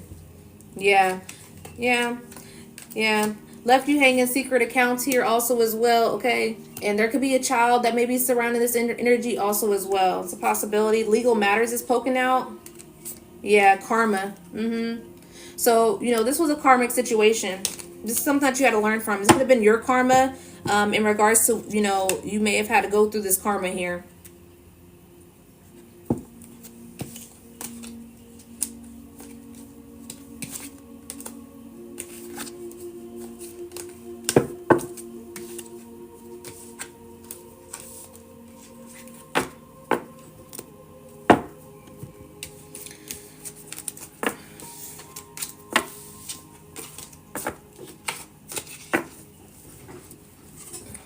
All right, I'm going to do another collective here and see what's going on in the energy. If you want to get a personal reading while I'm on live, it is $22.22. Now will be the time to send in your payment if you want to get a personal.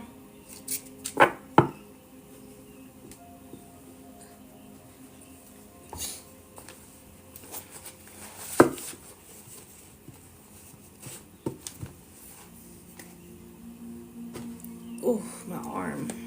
All right, let's see.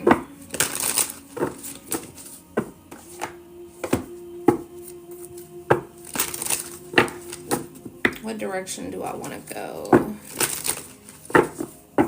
Actually, I'm going to do two more collectives. Spirit is saying a T message and what you need to know at this time. Can I still send to your Cash App? Yeah, you can send it to my Cash App.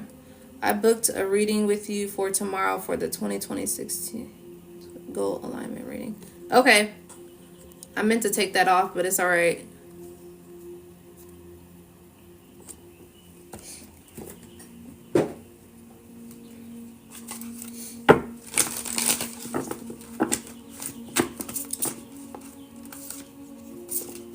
So you want two readings, or you want just the reading for the alignment special for tomorrow?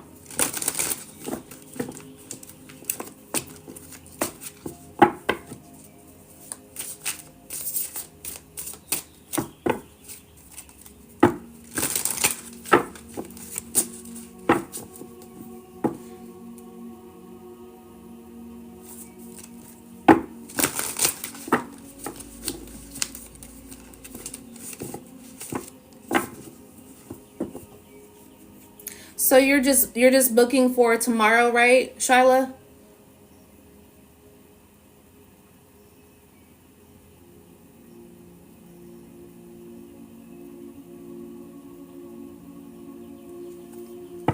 Okay. Sorry, I'm still kind of confused. So you're booking for tomorrow and today, or just for tomorrow?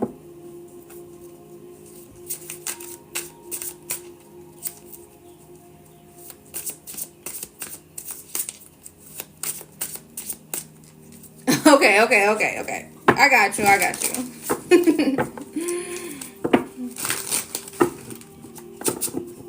All right. What's this T message here?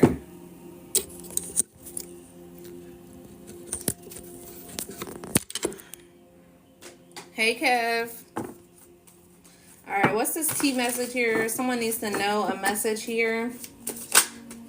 Rich guy. All right. So someone is has money here. Okay, you may be coming into some sort of abundance, and there's a message that you need to know before this money comes in. All right.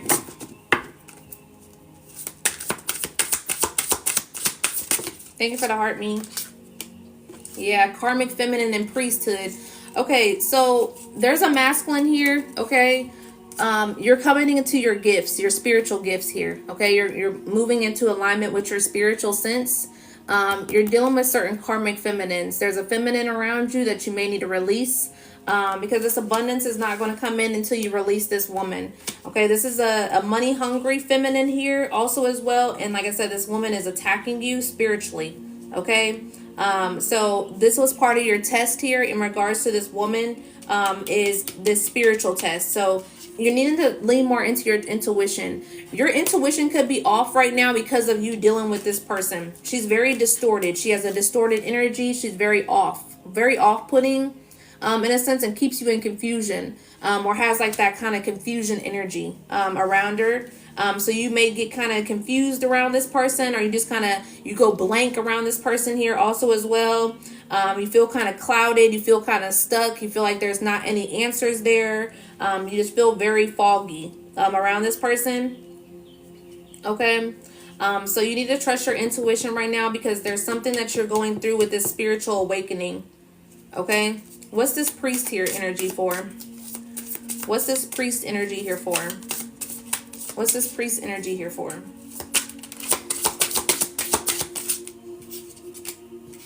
What'd I say? You have a gift here. Okay, you have a spiritual gift. And it's like whoever this karmic feminine is that you're dealing with, they distort your mind. They distort your energy. Okay? So it's like you're gifted, you're spiritually gifted, your intuition, whatever it is, you're abundant.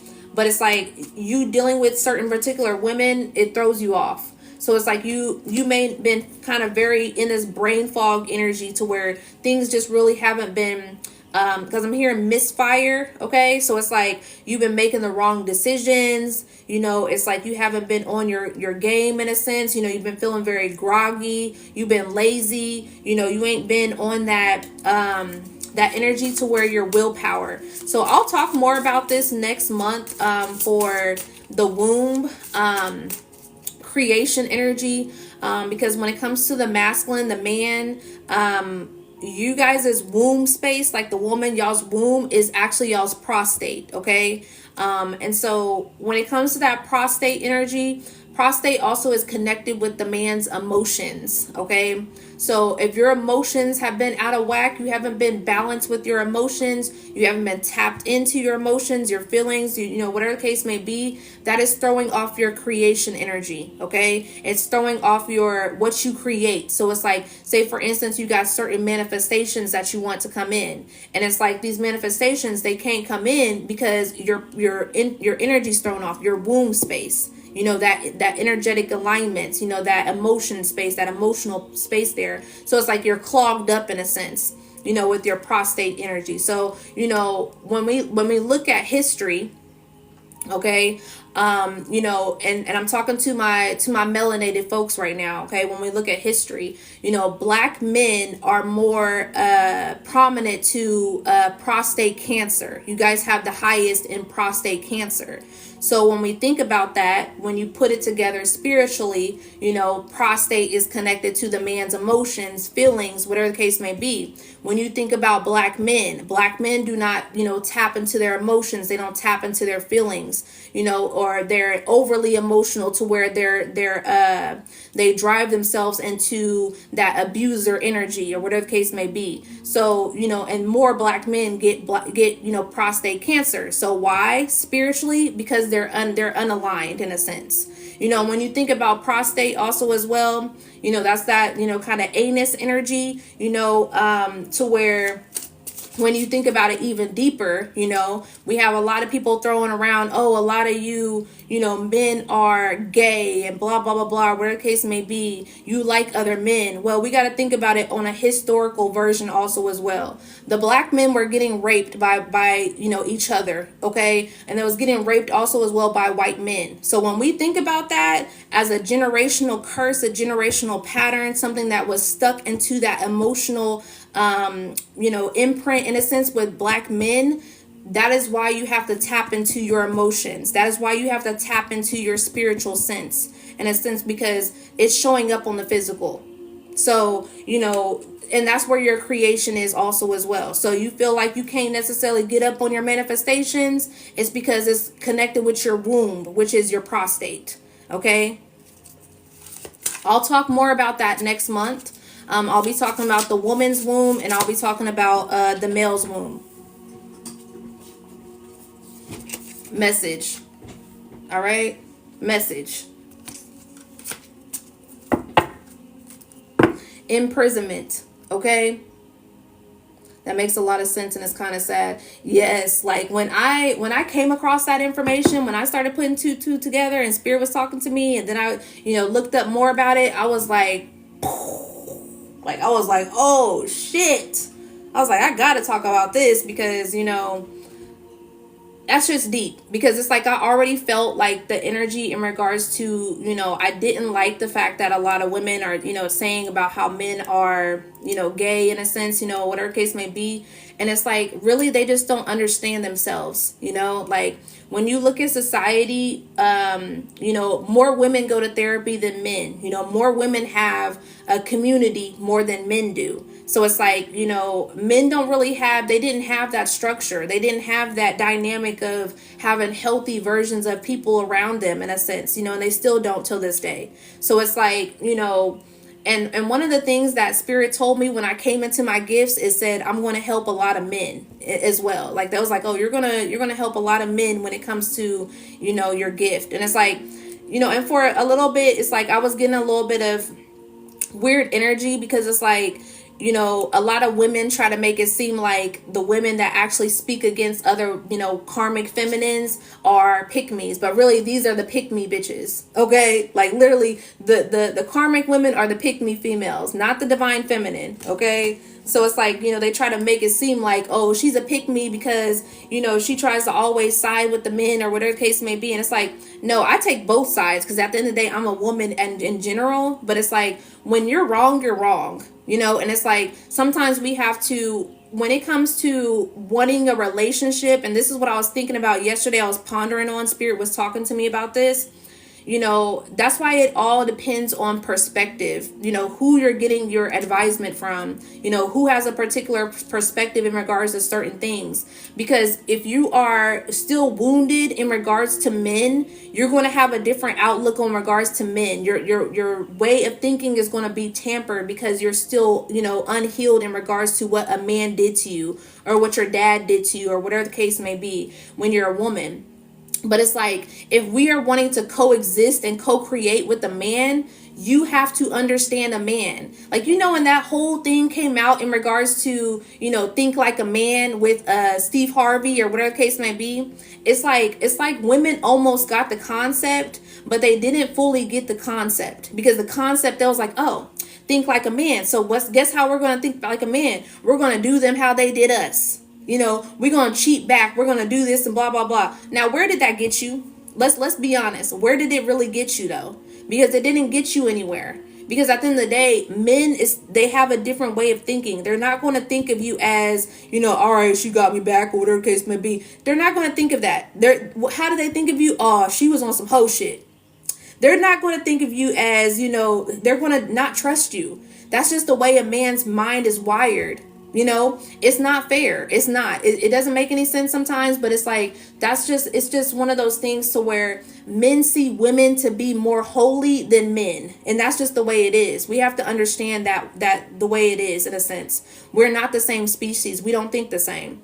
So it's like, when it comes to thinking like a man, we can't always think as women that men will understand us the way our friends understand us, the way our sisters understand us, the way our mothers or aunts understand us, because we feel like they're going to understand us that way. They're not. But it takes for that man to actually want to understand that woman. But that man has to understand themselves first. The reason why these men don't understand what women got going on is because they don't even understand themselves first. So that's where they have to go through first, is they have to tap into themselves, okay?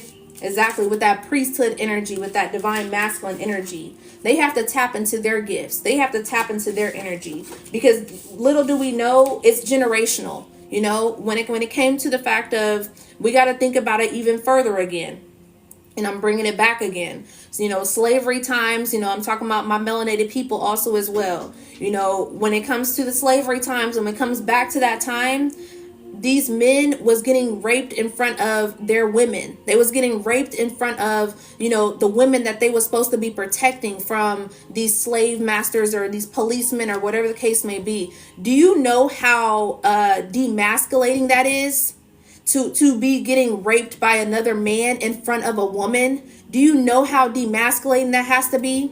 Do you know how much harboring shame and guilt that man is probably holding on generational wise, that their grandfather passed down to their father, to their uncle, to now them? So it's like, it's harboring in that energy, to where it's like, you calling that man gay is not going to make it any better for that man. It's not. Because at the end of the day, it's like they may be struggling with that energy, because they don't know how to, tap into their emotions, because they wasn't taught to do so. So that's why they say, oh, women are just emotional creatures. Women and men are emotional. Men are more emotional than women. That's why when you cheat on a man, that man, all hell breaks loose. The world is ending. I can never trust her. That's why you see men who literally got hurt by a woman in 6th grade, 5th grade. They'd be like, oh, yeah, this girl in kindergarten, she broke my heart and da-da-da. Sir, you are 30 years old. You are talking about a girl in kindergarten, sir? So it's like, they still harbor onto that energy because they don't know what to do with it. They don't know what to do with that energy, But it's like us women, we've been taught, so many ways to get rid of the energy, whether that's crying, us women being more emotional, we cry, we get more, we release that energy. But it's like, when you come across a man they're holding it in. Oh, I ain't gonna cry. I've been taught not to cry. So it's like it's not even releasing what it needs to release for them to understand themselves, for them to release the energy that is not meant for them. So they're holding on to it. So it's like with all that harboring energy and them holding on to those tears and whatever the case may be, it's creating anger. It's creating all this anger that's turned up. You know how you be so upset or so mad, or say for instance someone cheats on you, and it's like automatically you turn into wanting to go crazy and you want to go into kicking that anger. Anger is a secondary emotion. You're not really angry, you're hurt, you're disappointed, but it's like, how can I get back at this person? Because I don't want to cry because it make it seem like I'm weak, but I'm still going to cry. Or when you're angry, you still cry. So it's like, that's why you see so many men are, domesticated, they're domestic violence situations, because they don't know how to deal with their emotions. They go overboard. They have a hard time learning to be vulnerable. Exactly. Yeah. So it's like, unfortunately, it sucks. It's really sad. I've cried more than my fair share of tears. Wisdom and knowledge today from you. I am so grateful. Thank you for your energy you put out here. Thank you, Cindy. But yeah, that shit is very tough. That's why I really kind of want to talk more about that, because, this is why Spirit told me that I was going to be able to help other men, because, they're able to understand the way I relay certain messages. And because I understand them. So it's like, as a woman, you have to want to learn how to understand your man. But, also as well, you can't be too understanding to a man to where it compromises you. Because that's where I failed at, to where it's like I was very understanding to a man, but they wasn't understanding of themselves, to where, I can't understand you more than you understand yourself. I can't, so it's like, and even if I do understand you more, it's like you need to understand me, understand me understanding you, to where it's like, I might need to tap into that. I'm grateful that you told me that perspective. I might have to, kind of check in with myself and see, what that may be about, in a sense, instead of, no, that ain't me, and like whatever the case may be, and blah, blah, blah. Like, we're not going to grow here. You're not going to grow here. So it's like, don't overextend yourself by understanding a man, because you understand them and you care about them, but it's like, that man has to want to understand themselves also as well, to where they want to do the work where they want to heal themselves also as well. That's where the difference is. Yeah, to where you do something with the information. Exactly. So that's where you men are at this time, okay? That's why a lot of this masculine energy has been coming out, because you're being prepared for your feminine. You're being prepared for your divine feminine. So it's like, some of you men, you're not going to be able to do these things that you used to do with these karmic feminines, these women that you meant to learn a lesson from. It's also teaching you spiritually that to value yourself more, to value yourself as, that divine masculine, that priest energy, to trust in your intuition, okay, as well here. Not falling for the okie doke, not falling for the temptation energy, not feeling like you're only meant to be, the man with the money, the man with the plan all the time. It's not meant for you to be that all the time. That's what you was taught. That was the old version of you. That's the, the tempered masculine energy that you was taught. That's not the energy that you're supposed to be moving in anymore. Also prostate has to do with your legacy as well. How you plant your seeds in your legacy, in regards to where you spread that energy at. So I was talking about this yesterday in regards to the masculines, planting seeds in certain places. Your seeds, meaning your sperm, okay? You're sending your sperm in different areas, your energy, your sacred energy, your light force energy, because that's what your sperm is your light force energy. So you're putting your light force energy in this woman, and this woman, and this woman, and this woman, and this woman, and this woman, and this woman, and then you feel depleted. Then you feel as if you're drained, because you put your energy everywhere else. And then for you women, when you have different men coming in you, okay, planting seed in you, now you're distorted. Now your energy's, fucked up in a sense. Now your womb is tampered. Now your period is off balance. Now your pH is off balance, or whatever the case may be, because that man was never meant to be touched into that womb, into that sacred space. Your womb is creation, okay? It's a sacred area. It's the in between. It's the portal. It's in between the spiritual and the physical. So, it brings life. It births life here. So it's like, when it comes to you birthing life here in regards to your womb space, you have to protect that. So it's okay to pull back from sexual activities because sometimes we see our worth in regards to having sex with certain amounts of men, in a sense. Or if I don't have sex with that man, he's not going to want to take anything further. Fuck that nigga, okay?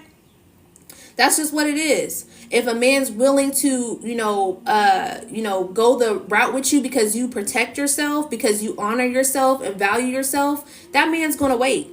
Now, I wouldn't say waiting forever. You know what I'm saying? Like, I wouldn't say waiting forever, but it's like, wait until you actually know. Your intuition is like, all right, he just ain't around for just the cooch, okay?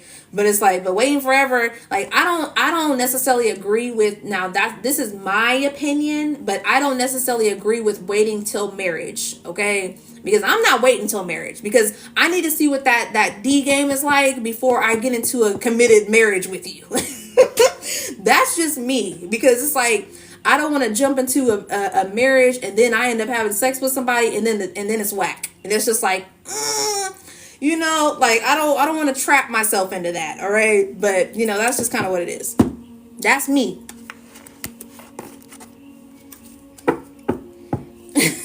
Exactly. Like, that's just me, Some people may not require too much in regards to, in the bedroom or whatever the case may be. But, hey, when good sex, all right, you live longer, all right? You glow longer, all right, also as well, okay?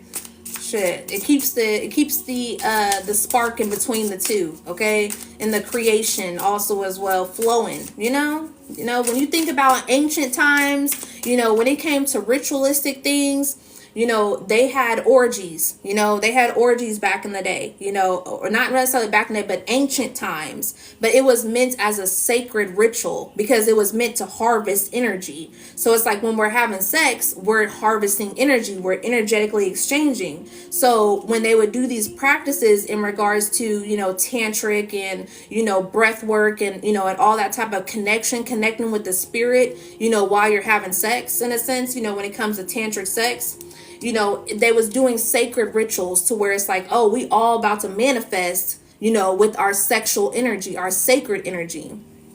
I'm glad I ain't the only one that thought that. Okay. We're going to talk more about some sexual energy around here. Okay. Instead of just giving it off to dead relationships and then catching all these STDs or whatever the case may be, and everybody fucking everybody, and then everybody's energy's all off, and nah, hell nah. Community dick, okay? What I say? Community dick, community cooch, okay? It's like you got all them energies just sitting up inside of your ass, okay? That's why there's a need to break them soul ties, okay? You got Jeff, you got John, you got Deontay up in that womb space that's just been holding on to that energy, okay? And then you men, you got Beyonce, okay? All the Gina, okay, whatever the case may be, Trina also as well. You got all that, I can't make it up. I can't make it up. Someone needs to end that community dick energy, okay, or that community cooch energy. You need to put it to an end. It's time to rest it on up, all right? It's time to take a rest on that, all right?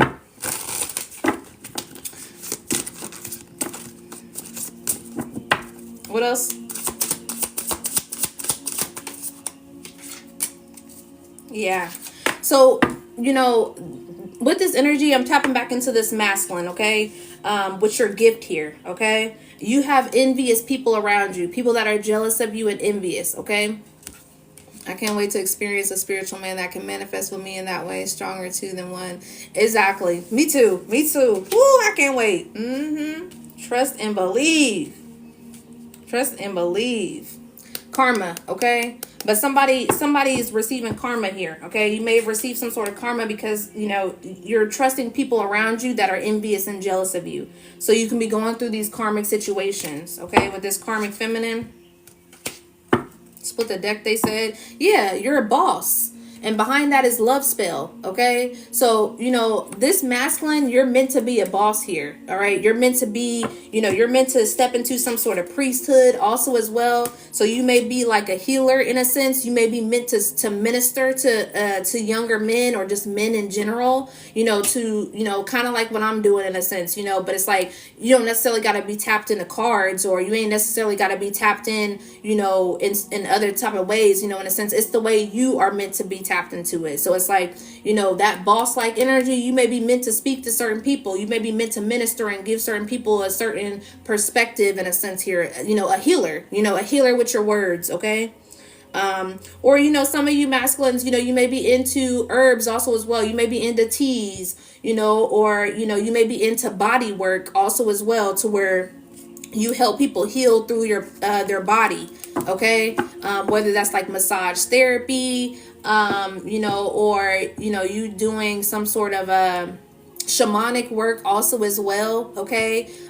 You know, in regards to being a healer. So, you know, a lot of times healers can be in multiple places, you know, whether that's a doctor or a nurse or, you know, a barber in a sense also as well, you know, because you're touching people's crown, you know, whenever, a lot of times, that's why some people, you know, some people ain't meant to be in your head, you know, touching on your head. You know how they say, you know, it's not good for you to have more than one person on your head, touching your head, you know, because that's your crown area. That's where your connection is, you know, to source. So it's like, you know, you can have an experience to where you go to one hairstylist or one barber, and it's like, man, the energy feels good. It's light in here. You know what I'm saying? Like, I feel good when I leave this place. You know, I feel so relaxed and everything. And it's just like, I almost fell asleep in the chair. And then you can go to a whole nother barber or a whole nother hairstylist, and it's like, God damn, she tugging on my hair. She pulling my hair and everything. Like, you had a whole bad experience. And it's like, you know, and or to where someone, you know, someone can grow your hair, you know, they take very good care of your hair, or someone who actually will, you know, your hair breaking off and whatever the case may be. That's why a lot of us women, we trust one person when it comes to us going to particular people, because it's meant to be that way. You know, it's like you have your trusted source, a person that, you know, not everybody know how to do my hair. Not everybody can touch my hair like my one service provider can. You know, I feel like I'm cheating on my beautician. I feel like I'm cheating on my nail tech. I feel like I'm cheating on my makeup artist, or whatever the case may be. You know, because we have a connection there. You know, that's why, because it's like you may have been led to go to this particular, you know, hairstylist because they are in a better energy, you know. And also, as a service provider, I'm a makeup artist, so I understand this to a T. You know, we can be very drained by people coming into our space of energy. So it's like, you know, we have to protect ourselves also as well, because, you know, you have people sitting in your chair. They want to tell you their whole life story. You want to know why? Because you're a healer. Okay. So someone on here is meant to be a healer. You've been a healer your whole life in a sense, but you just didn't notice it the way that you was meant to use that gift of yours. You have a gift. And it's like you're meant to minister to people, but it's like you too caught up in this community dick energy. You too caught up in this community energy to where you're dealing with women that don't really nourish the gift that you have.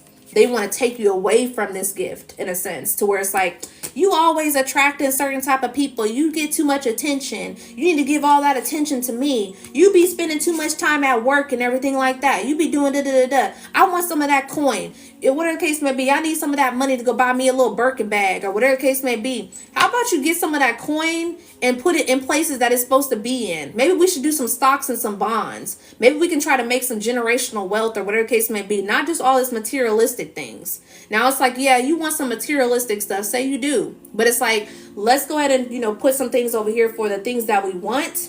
and the things that we can do for longevity. That's a divine feminine.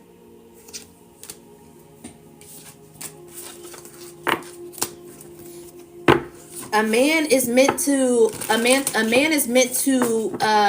you know, put his legacy out. You know, and the thing is so many men have got distorted in regards to legacy as just by having a kid. And that's just, oh yeah, that's just, you know, put my last name on it. That's my legacy right there. But it's like, your legacy is what you hold sacred. Your legacy is what you nourish and put your seed into in regards to nourishing it. Okay, so it's like you planted the seed, you had the kid, you know, and you gave them their last name, you gave them your name, you gave them a junior, or whatever the case may be. But that kid turns out to be just like you. Them same old raggedy patterns that you done gave to your kid, the same old flighty energy in and out of your child's life, and you really ain't there when you need to be there. You know, that's not legacy. That's actually you're setting them up for failure. Okay, that's not legacy. Legacy is when you nourish the seed. You nourish it. So, you know, you set them up for success in a sense here when it comes to legacy, because you want it to carry on, you know, not just your name. You want it to carry on with the legacy, not just, you know, not just the looks or the genetics that you have. What type of genetics, what genetics are you sending over with your child when it comes for them holding it on it?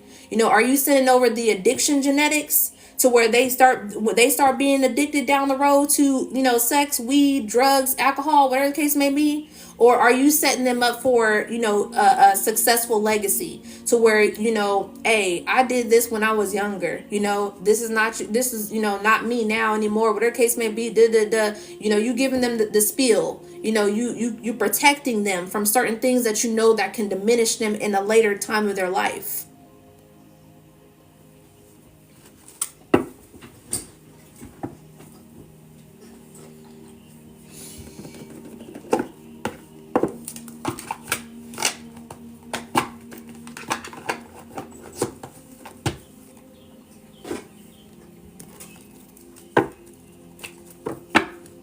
King of Pentacles and the Seven of Pentacles. What do I do with this money? What do I do with my legacy? What do I do with my finances? How can I make this into generational wealth? How can I be financially free?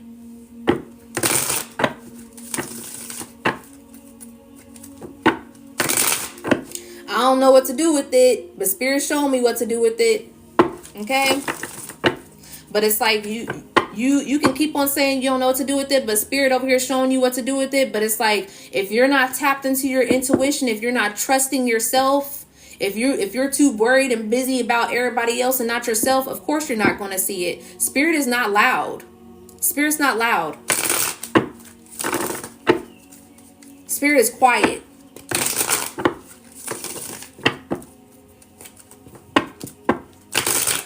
That temptation energy is going to be all up in your face. You know, that's why the divine feminine doesn't chase, she attracts. But you know, when you come across, you know, karmic feminines, oh, we doing spell work so we can keep you trapped and entwined in my energy. That's chasing energy. That's not divine feminine. That's karmic. If you need to force somebody to be with you, that's karmic. That ain't divine feminine. You got a lot of people out here that call themselves divine feminines, but you over here trying to make a man be with you. How is that in divinity?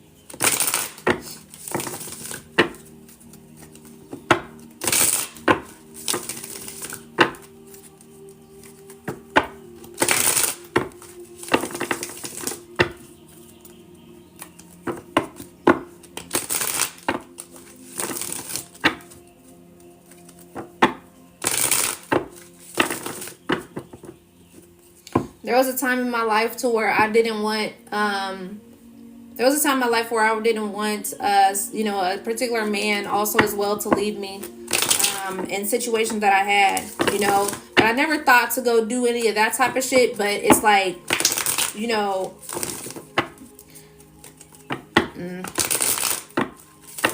911. I was just about to say, someone's seeing 911.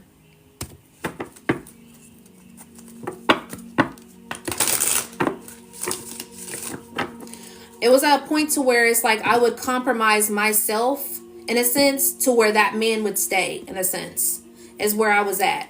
And it's like, you know, thinking about that now, I would never do that ever again. I would never compromise my own happiness or my own self just to be with the man. I will never do that ever again in my life. If that man wants to leave, let him leave. If that man doesn't want to be kept in a sense, or want to commit, let them be over there. Like I said, I was in a situationship for 8 years. Okay, to where someone didn't necessarily want to give me a title. Every year he was, oh yeah, I'm gonna give you the title, blah blah blah, and we'll be committed in a sense here. And every year he had an excuse.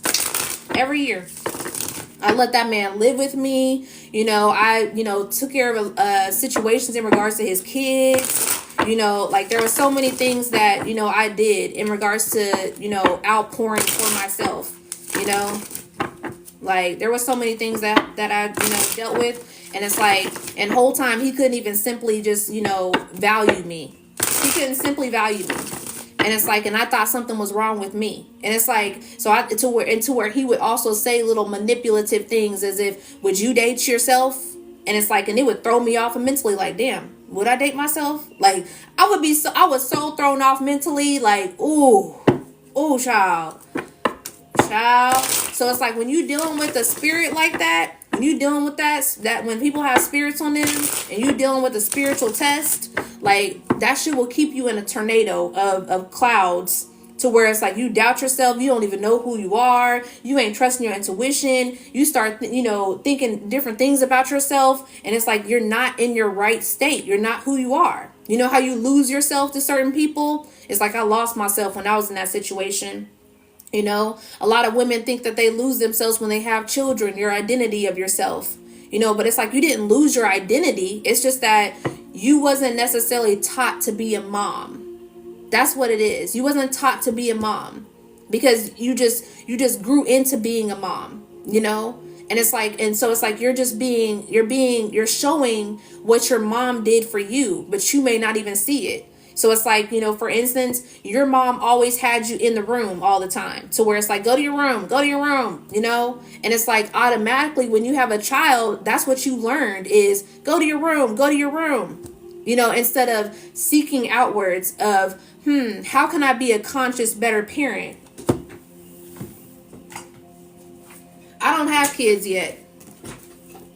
But I was at the Goodwill store, okay? And I came across this book, The Conscious Parent, okay? So it's like preparing yourself, be in preparation. A lot of women, you don't have time to prep yourself before you even have that child. I understand. But it's like when you start your child young, you have to, you mold them and you shape them, okay? Because it's like when your child's out of control, it's going to be a harder time trying to get your child on a schedule if you ain't never had your kid on a schedule. So it's like, okay, that's why when you go from having one child, then you had another child, you learned certain mistakes that you had when you had a child from the get-go. You learned certain mistakes. But it's like there's so much information out there to where we can literally search more information. How can I be a better parent right now to my child? How can I be a better role model to my child right now?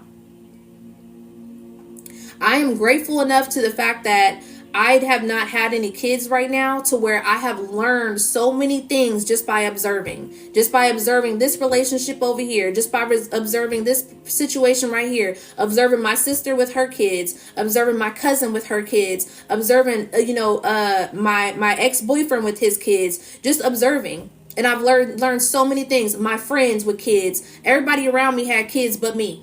So it's like I was able to observe every single body. And I'm like, and whole time, it's like I'm seeing where some certain people need a course correct in regards to their French or to their kids.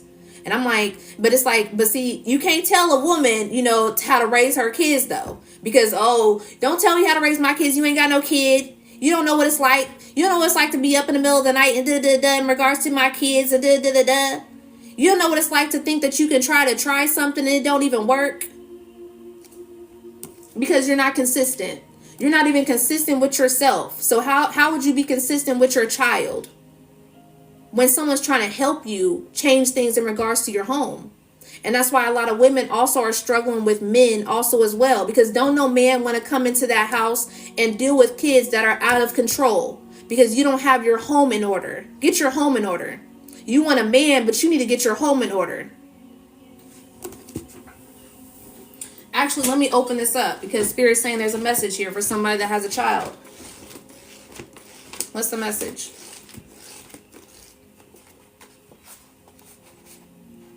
Ooh-wee. The lack of self-worth that hides behind a facade of grandiosity is sometimes the result of insufficient acceptance from our parents, so that we are left hungry for more. Okay, let me go ahead and highlight this. Child, come on through, Spirit. I was just talking about this. I just said this. I ain't never heard this word before, so let me look up this word.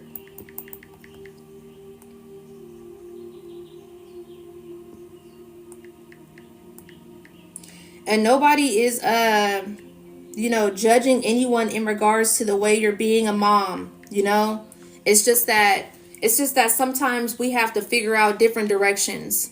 Sometimes we have to, open ourselves up to hearing what we need to hear in regards to being a better parent. Because these children really need us out here. They really need us. There's too many people to where I was posting, about what's going on with the kids, what's going on with the youth. One like, 2 likes, or whatever case may be. Then you post about soulmate, twin flame, divine union, connecting with your person. Oh my God, I claim 10,000 likes and blah, blah, blah. That shows you how much your energy goes more towards being with somebody than actually getting yourself in order, than actually having that self-love, than actually taking care of your children, than actually knowing what's going on with your children in your home. That's not right. You're not going to connect. Spirit sends you a child because you was craving unconditional love.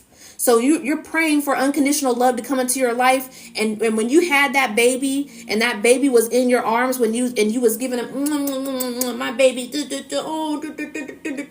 and you was giving that baby all that love, and then that child gets to being a child now and not a baby. Some of y'all just want a baby. That's what y'all want. Or you just want a man to be connected to that baby. But once that baby gets older and it's a child now, and it's young and it's a kid now, get on somewhere, kids. Get on somewhere, kids. That child needs that same love that it was getting when it was a baby. Okay?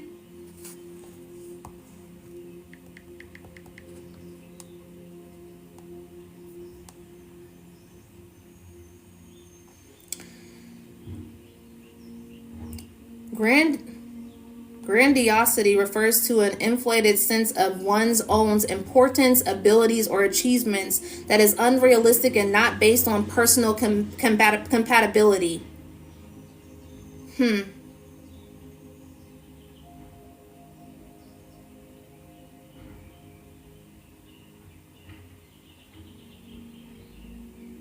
So that's like it says here, talking excessively about yourself, feeling above the rules, risking plans without considering consequences, reacting with irritation with challenges, overspending or impulsive decisions, believing in having specific talents or powers, but you don't, in a sense, inflated sense of self-importance.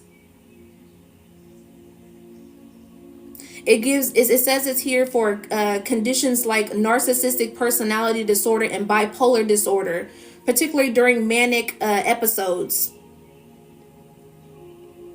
So in a sense here, when it comes to narcissistic parents, okay, say for instance, you're healing, all right, you go to a particular parent and you may have, I'll talk about mine, for instance, I've talked to my parents in a sense here about certain things that I grew up in regards to not having emotional capacity for me, so it's like, my situation to where I would have the physical things, getting the things for Christmas, we've all heard it, to where it's like, well, you had a roof over your head, you had food, you had this, you had that, da, da, da. Yes, you know what I'm saying, survival, because I didn't ask to come into this world. You brought me into this world. So it's like, of course I had food because I needed food. Of course you needed to provide me with the shelter, because at the end of the day you had to provide yourself with that. So it's like, of course, but the emotional standpoint with my children, or you having that capacity with me, it wasn't there. And because of the fact that they wasn't even tapped into their own emotions. So this is why you see so many people out in the society that are not connected with their emotions. They're not connected with their feelings whatsoever. They're detached. So that's why people can hop from one person to the next person to the next person to the next person, because you're detached from your emotions. That's why we can sit here and watch that Palestine was going through all that shit in Congo and Sudan, and people can just continue to keep scrolling. It's like, oh, well, it ain't got shit to do with me. All right, this, whatever the case may be. But these was children that was dying. These was children that was being raped and brutalized. But you couldn't use your voice. But you could sit here and post about some damn fucking celebrity. That's what you could do. That's detachment.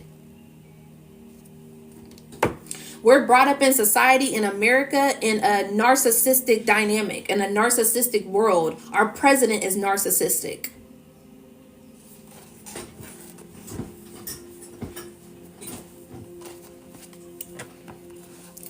The lack of self-worth that hides behind a facade of narcissism is sometimes the result of insufficient acceptance from our parents. Let me break that part down, okay? When it comes to people that feel like they got to continue to chase people, you're love deprived in a sense. You're worried about everything outside of you, people pleasing, being with a man. You overcome, you overextending yourself, instead of pouring that self-worth into you. That's the lack of the self-worth. You lack self-worth because you don't necessarily pour that back into yourself. So you need somebody else to give you those compliments, or you feed off of your social media likes. You feed off of the the attention seeking situations. You go out and seek attention. You post all these provocative pictures or half-ass naked in a sense, because you need that attention from men, because you lacked that energy, that attention from your father. You lacked that energy from your mother. You lacked it from your parents. So they didn't give you attention when you was a child. So pay attention to what you're doing now and to siding that kid away, because what you're doing is creating another another child or another person that's going to grow up to be an adult and being detached from their emotions and their feelings. We can't be women, okay, divine feminines. We can't be women and divine feminines raising children, to where we are detaching them from their emotions. We're not connected to them emotionally. We're not understanding their emotions and their feelings, or whatever the case may be, because us same women are yelling, we don't want these type of men out here in this world. We don't want no detached man. He doesn't understand how I feel. He's not understanding my emotions. He doesn't get me. He doesn't care about me. But yet you're raising a child here that you keep pushing to the side. And when that boy grows up to be a teenager, a masculine, a man out in this world, he's going to be detached.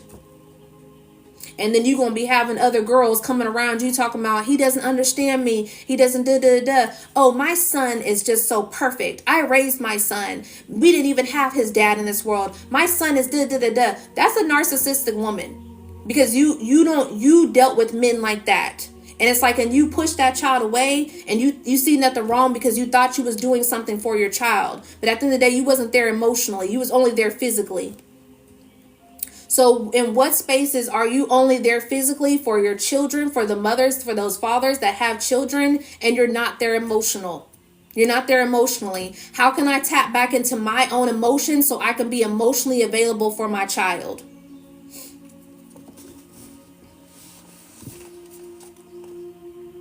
It says here, in other cases, it may be a result of being coddled and praised beyond what was appropriate. And I just said that. So it's like, the lack of self-worth here, being coddled. All right. So that's for instance, a man, when you grew up without your mom or grew up without your dad in a sense in the picture. So it's like, you know how you come across those women that you can't say nothing about their son. Your son is just the prize given, whatever the case may be. My son can't do no wrong, or whatever the case may be, blah, blah, blah, blah. You know, that's because that woman coddled that son. You know, because she's seen him as her as that man of the house. That's why these young boys take on a man of the house type of demeanor too young.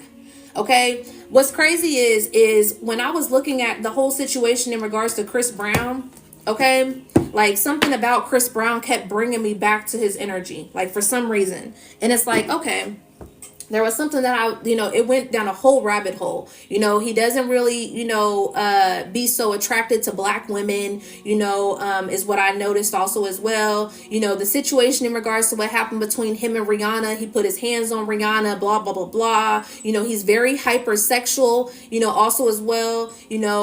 He's ruled by Venus. So Venus is Libra and Taurus energy. He's a Taurus. So of course he's very connected to, women in a sense here, because he's connected to love, but he doesn't have real true love. You see the women that he flaunts on his arms, but it's like it's not necessarily to where they're in a real relationship. She's just there, while I go ahead and entertain all these other women. And it's like there was something that kept bringing me back to Chris Brown. And I was like, what is this? Like something was going on with him when he was a child, and someone hurt him when he was a child in regards to a woman or whatever the case may be, for him. So I ended up looking some shit up, okay? I ended up researching, and something told me that he was touched when he was younger, before I even looked this information up. So I ended up looking it up, okay? And so what I seen was back in I think it was 2014 or whatever the case may be. I can't remember the exact date, but it was quite some time ago.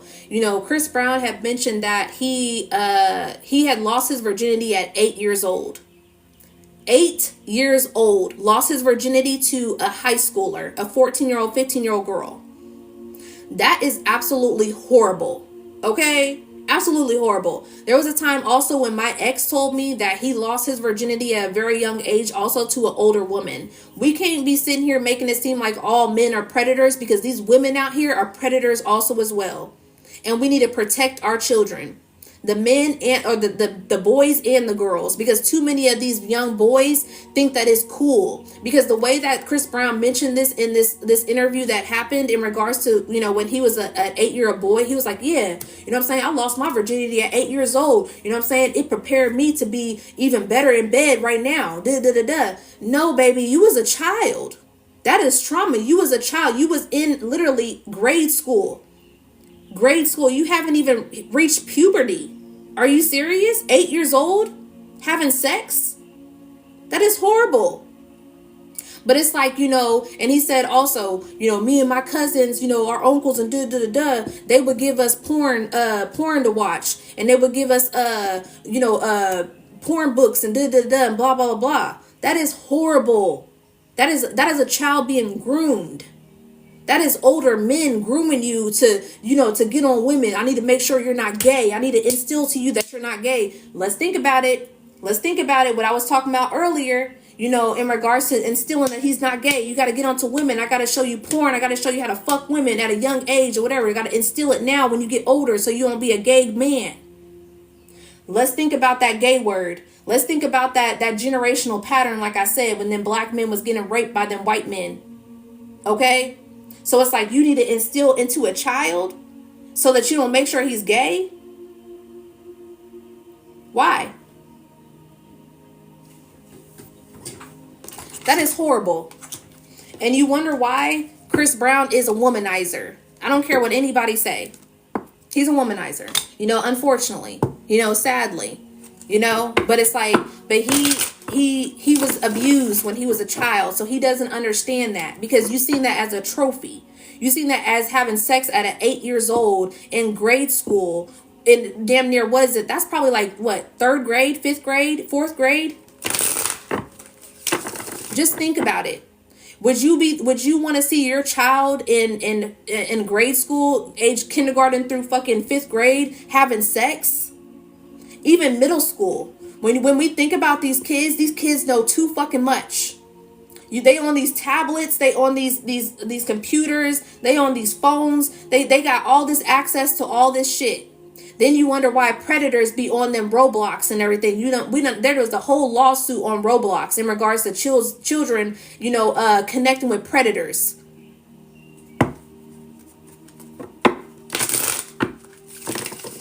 Second, 3rd grade. have a 10-year-old and I'd be baffled on, yeah, they don't know too much. It's sad. I've thought about taking TV out of my house even. It's sad. It is so sad. And you know what's sad is that a lot of these young men, I would challenge you to ask these men around you, you know, when did you lose your virginity? Because a lot of them think that it's a trophy to lose their virginity at these young ages, because that means they know how to have good sex game.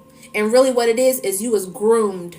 You was groomed by a predator, and that's your predatory ass uncle, because most of the time them same motherfucking uncles be the ones that are the weird ass uncles in the group anyways, to where these younger us cousins and women are don't even want to wear certain outfits around these people, because don't wear that, don't wear a skirt around Uncle Eddie or whatever the case may be, you know, because why the fuck can't she just wear no fucking skirt or skirt, you know? It doesn't mean be it showing all this extraness, but it's like, why punish the child? That's the problem. We out here punishing children for certain things that they shouldn't even have no knowledge of. It should be innocence. But really, it's that man. Really, it's that predatory ass aunt. It's that predatory ass feminine that you bring around your children.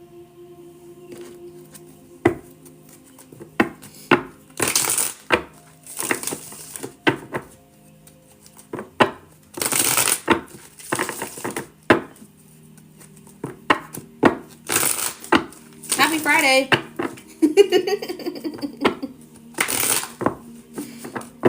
But it's the truth, y'all. Like we gotta pull our head out of our asses for real. Because it's just you know, it's just sad out here. It's just sad. You know, and it's like when you put two and two together, no wonder why certain men, when you're hypersexual, because we think about this with women, you know, when a woman was sexually abused at a younger age, you know, she was raped or whatever the case may be at a younger age, and her innocence was taken from her, she's hypersexual. She's hypersexual. So she's out here throwing that thing around in a circle for everybody, because she was touched when she was younger, when she shouldn't have been. When she should have been just focused on being a kid. But she had to grow up, you know, and having her private parts touched on. That's the same thing with men. We wonder why men can't keep their pants or their shit in their pants, because some of these men have actually been touched when they was younger. Some of these men end up turning up, you know, do actually turn out to be gay. A lot of these gay black men that I've seen have a story every single time. It was that coach. It was that uncle that I had. It was my mom's stepbrother or stepfather or whatever the case may be. It was my mom. It was my stepdad. It was blah, blah, blah, blah. A lot of those gay men have that story. That's why they turned up gay. So, now, some of them, you know, because some of them not so much, because they actually carry a feminine energy. They're feminine. They're actually feminine in the spiritual, you know, to where they don't understand why, you know, they became gay you'll have certain men that will say, oh, I knew off back I was gay when I was a kid. And it's like you in your mind, you're like, how was you gay as a kid? Like you can't fathom that. But it's like when you think about it on a spiritual level, you know, there's certain men that carry, you know, more feminine energy, you know, in the spiritual, they're more feminine. So it's like, so no wonder it comes out that way on the physical. So that's why they embrace more of that feminine energy as being, you know, gay, to where it's on the physical. They're gay. But there's some men that actually went through situations to where they was touched by another man. And, you know, in that situation, whether that was that coach or whatever the case may be, to where that's why they ended up being gay. Because they didn't even know which direction they was going to go, because they had a man that was grooming him. Touch me, or whatever case may be. This is okay to touch, and blah, blah, blah, blah. Didn't even have a chance to embrace their own sexuality. Fucking sick.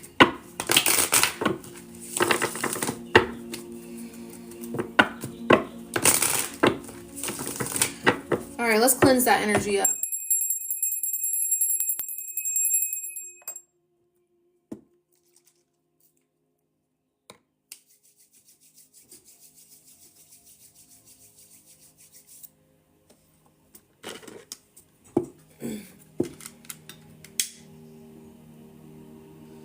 Gratitude, most divine angels, ancestors, spirit guides, my highest light. I pray that you expose every single predator that is not meant to be shielded at this time. Ashe. Expose every single predator. Protect the children, please. Protect the children. Protect the children.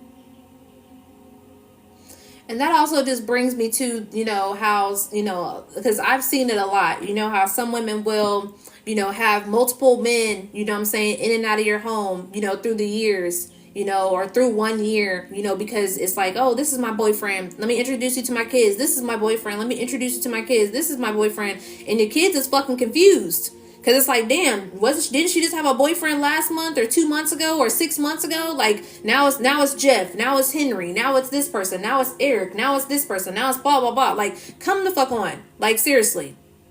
Now you got your kids confused. And one thing I can't stand also as well is the ones that will have their kids calling that person dad. Don't have your kid calling that person dad right now. That doesn't make any fucking sense. Now he got all these other daddies. Like, you're confusing that fucking kid. That shit pisses me off. There was a chick that I knew that used to always have her kids calling, every boyfriend the kids' dad. Like, why the fuck you got your kid calling that man dad when you know you about to have a whole nother fucking relationship again? And that's where you have the mentality of women that don't believe their child over their man, because you're so love deprived and you need a man so bad to where you're going to ignore your child if your child tells you that they don't like that person because of whatever reason why, because the energy that they pick up on that person. Kids are very intuitive when they're kids, especially before 4 years old.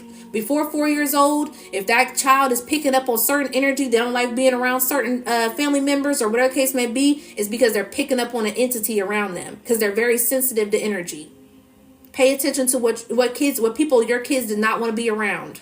Okay? And don't be mad because you want to be out there hot to trot and going to go throw that thing around in the motherfucking circle and having Casamigos on top of your fucking head. Okay? Someone need to hear that today.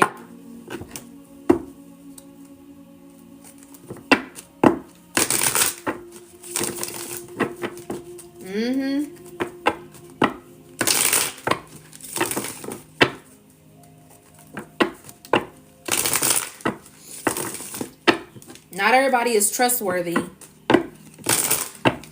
regardless if you feel like you trust them or not, because predators hide in plain sight. They hide in plain sight.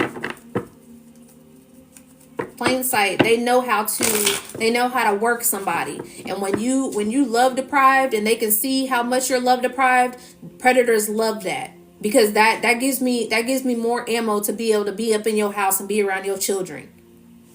Because she ain't gonna believe that child, because she believed me so much. Because she's so desperate. You think they don't spot that out? You think they don't that's the whole reason of a predator. Let's go ahead and look up the actual definition of a predator. A predator scouts out their prey.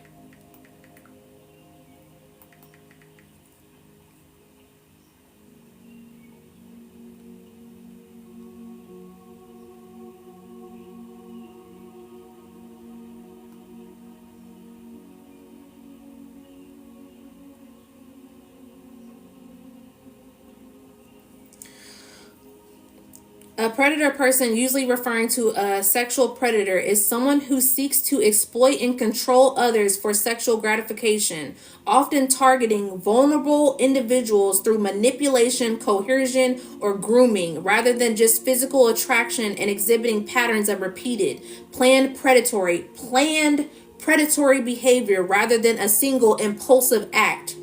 Planned predatory behavior rather than a single impulsive act. So that means that a predator, it plans on their prey. So they plan and prey on the vulnerable.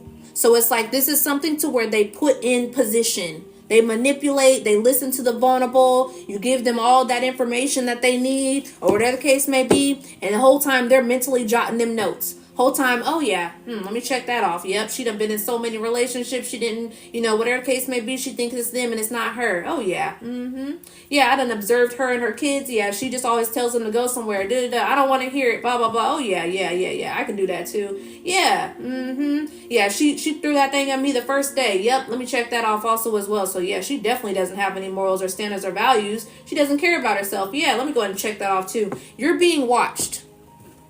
You're being prayed after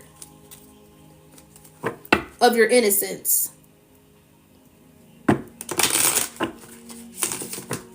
That's why when you come around certain people that don't like the fact that you have boundaries, is because they're so used to being with people that doesn't have boundaries. Because when you hold up a certain fence, in a sense, them boundaries, it's like, I need you to put your walls down because I'm used to people that have their walls down.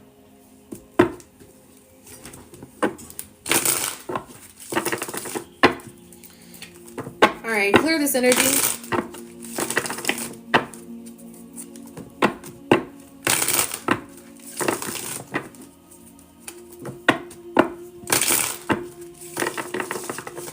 It's just a harsh reality. That's just what it is. Intuition, stepping into that power, divine feminines. Okay? Mending your heart space. Okay? Because a lot of people out here calling themselves divine feminines and ain't got themselves in order. And when I always say house, I mean as in yourself. Yourself also, that means your children. As yourself is your children are extension of you. They're an extension of you. So it should reflect as so. So if you walking around here looking Miss Prissy or whatever the case may be, because I know a few of them motherfuckers. You walking around Prissy, your hair and nails done and all this other type of shit, and your kids looking raggedy, I can already tell you don't have your extension of yourselves, your children. You're not a divine feminine. Because a divine feminine would never, okay? Would never. That shit pisses me off. Some people just throw that around too loosely. No, you ain't in your feminine energy. Unfortunately, you're distorted. You're in a distorted energy. You can get there. It's not saying that you can't get there, but it's like, get yourself in order. And when I mean yourself also, like I said, extension to yourself. How do you carry yourself? How do you carry yourself with your children? Your children are an extension of you. That's your seed. That's your creation. So that should follow as such. You got people that walk around with a coat on and your kid ain't got no fucking coat on. When your kid is more vulnerable to getting sick than you are because their immune system is not as strong as yours is. How the fuck you got on a coat and your kid ain't got no coat on? And then you see all them kids that come up to them damn daycare, snotty nose and whatever case may be, and everybody getting sick at that damn place because you didn't have no fucking coat on your kid. But you had that coat on though. Make it make sense. It don't make no fucking sense at all. I hate seeing that shit. It makes no fucking sense. Empress energy, that's the divine feminine. Ooh, let's get into it, okay? Thank you, Spirit. The Empress energy versus the Queen of Wands. A lot of times this Queen of Wands energy has been coming out because that's been the karmic feminine lately. The Empress energy is the one that's the divine feminine lately in the energy, okay? So the Queen of Wands that's been coming out in the energy, it's not saying that she's solely a karmic, but it's like the way the energy has been showing, she has been the karmic, is the Queen of Wands energy. Okay, the Queen of Wands is very confident in a sense also as well, but the Empress embodies every single queen in the deck. The Empress does. So the Empress has to go through the test of being a Queen of Wands, Queen of Cups, Queen of Swords, and Queen of Wands, Queen of Cups, Queen of Swords, Queen of Pentacles, and that's when she's the Empress because she embodies every single last one of the queens.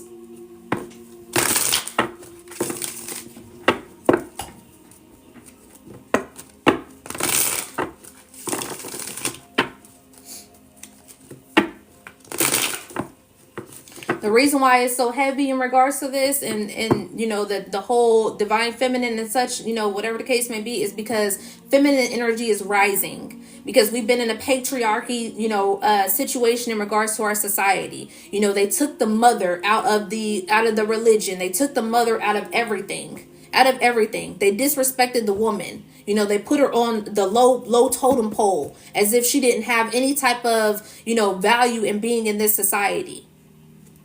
Spirit had me reading the book When God Was a Woman. Okay, I've been reading that book lately, When God Was a Woman here. And back in the days, in ancient times or whatever, the feminine was the goddess energy, the high priestess. They brought offerings to that woman.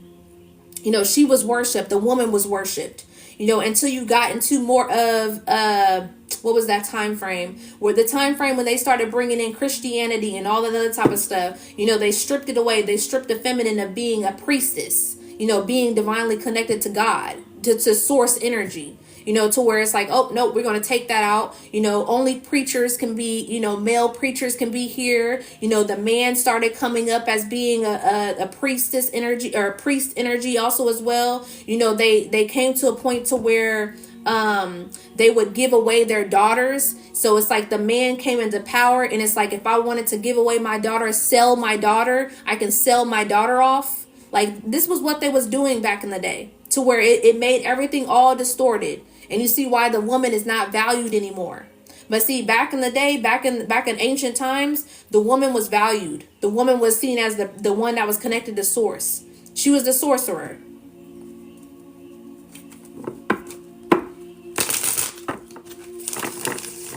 Yeah, I don't trust a lot of these preachers out here.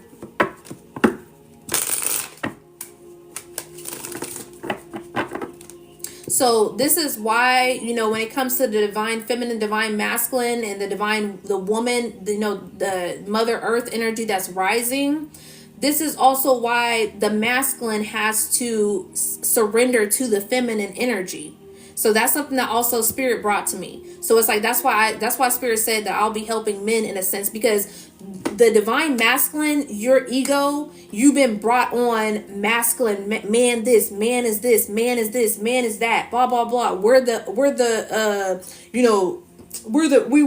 the world in a type of energy, whatever the case may be. So in order for you to transcend into your divine masculine energy, you have to surrender to the divine, which is the divine feminine. You have to just surrender to the divine feminine, whether that's you surrender to yourself, the divine feminine within yourself. That's that rest energy. That's that receiving energy also as well. That's that healing portion of yourself also as well when it comes to surrendering to the divine feminine, and also surrendering to the divine feminine, because the divine feminine has been awakening her masculine. So it's like, the whole twin flame dynamic or whatever case may be, or the soulmate, is because the masculine has tapped into his feminine energy.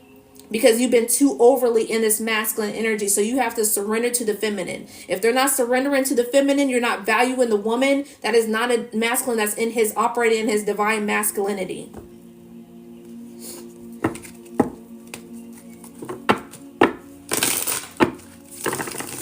All right, let's get some closing messages. And that's part of the test of the ego with the man. It's like, because, you have to surrender to the divine feminine. It's not saying that you are completely, all hell divine feminine, da, da, da, da. But it's just like, it's literally just something that to where it's showing divine what side you're on. You're not on this whole patriarchy, man this, male that, da, da, da, da, blah, blah, blah. You're putting respect on the feminine. You're respecting women in a sense here also as well. That's part of the test. I'm going to repost that message that I put some time ago about that. I'm going to repost that.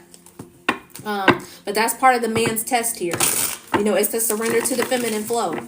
If you feel like you're a man and you can't get any advisement from a divine feminine, you may be in your unrightful energy also as well. Tower, exactly. Because, anyone who knows a divine masculine knows the feminine is connected directly to divine source. We hold the portal. We hold the womb. That's why in them books and for Christianity, they try to make it seem like the woman came from the male's rib. No, the fuck we didn't. If we came from the male's rib, then why the hell do we have a whole fucking portal? Why are we the ones that birthed the children? Why are we the ones that have the sacred space that connects the spiritual to the physical? That doesn't make any sense. It doesn't make any sense. Don't come from no damn rib. The fuck? Can't believe I believe that shit. Child. They be lying to us.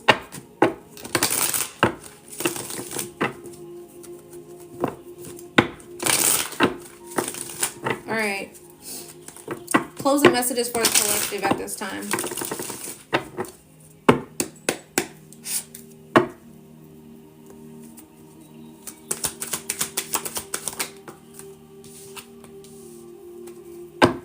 Everything must come down to be rebuilt.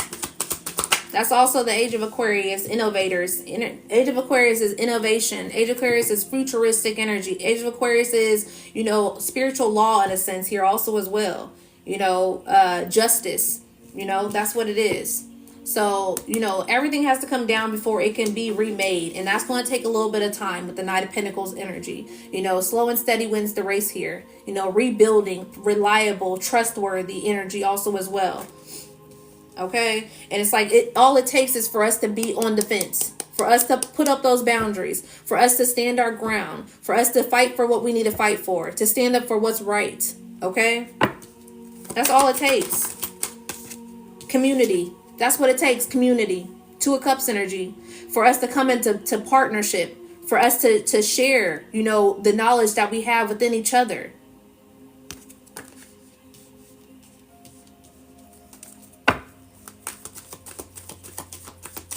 Instead of being against each other all the time. We can't coexist. Exactly. We can't coexist when we're out here, who's better than who and blah, blah, blah, whatever the case may be. We can't coexist that way. We can't build a community that way.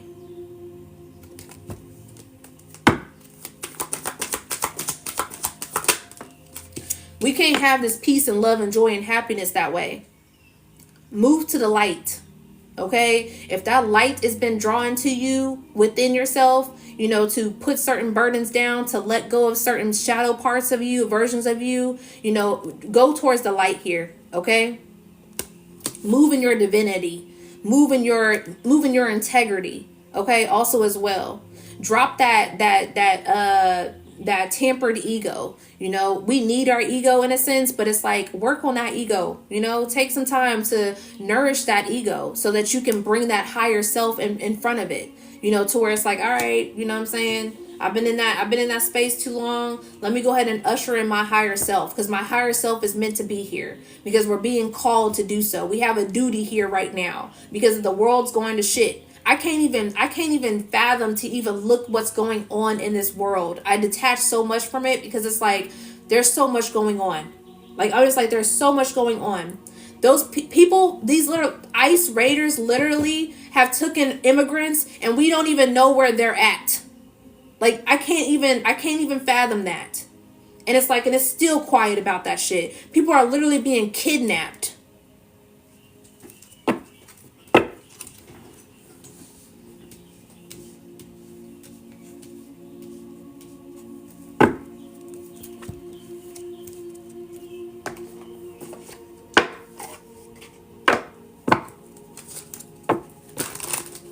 Closing messages for the collective, clarity for the collective at this time.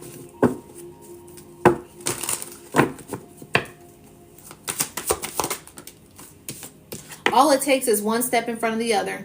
That's all it takes. That's all it takes. One last move, one move. All it takes is for you to put one foot in front of the other.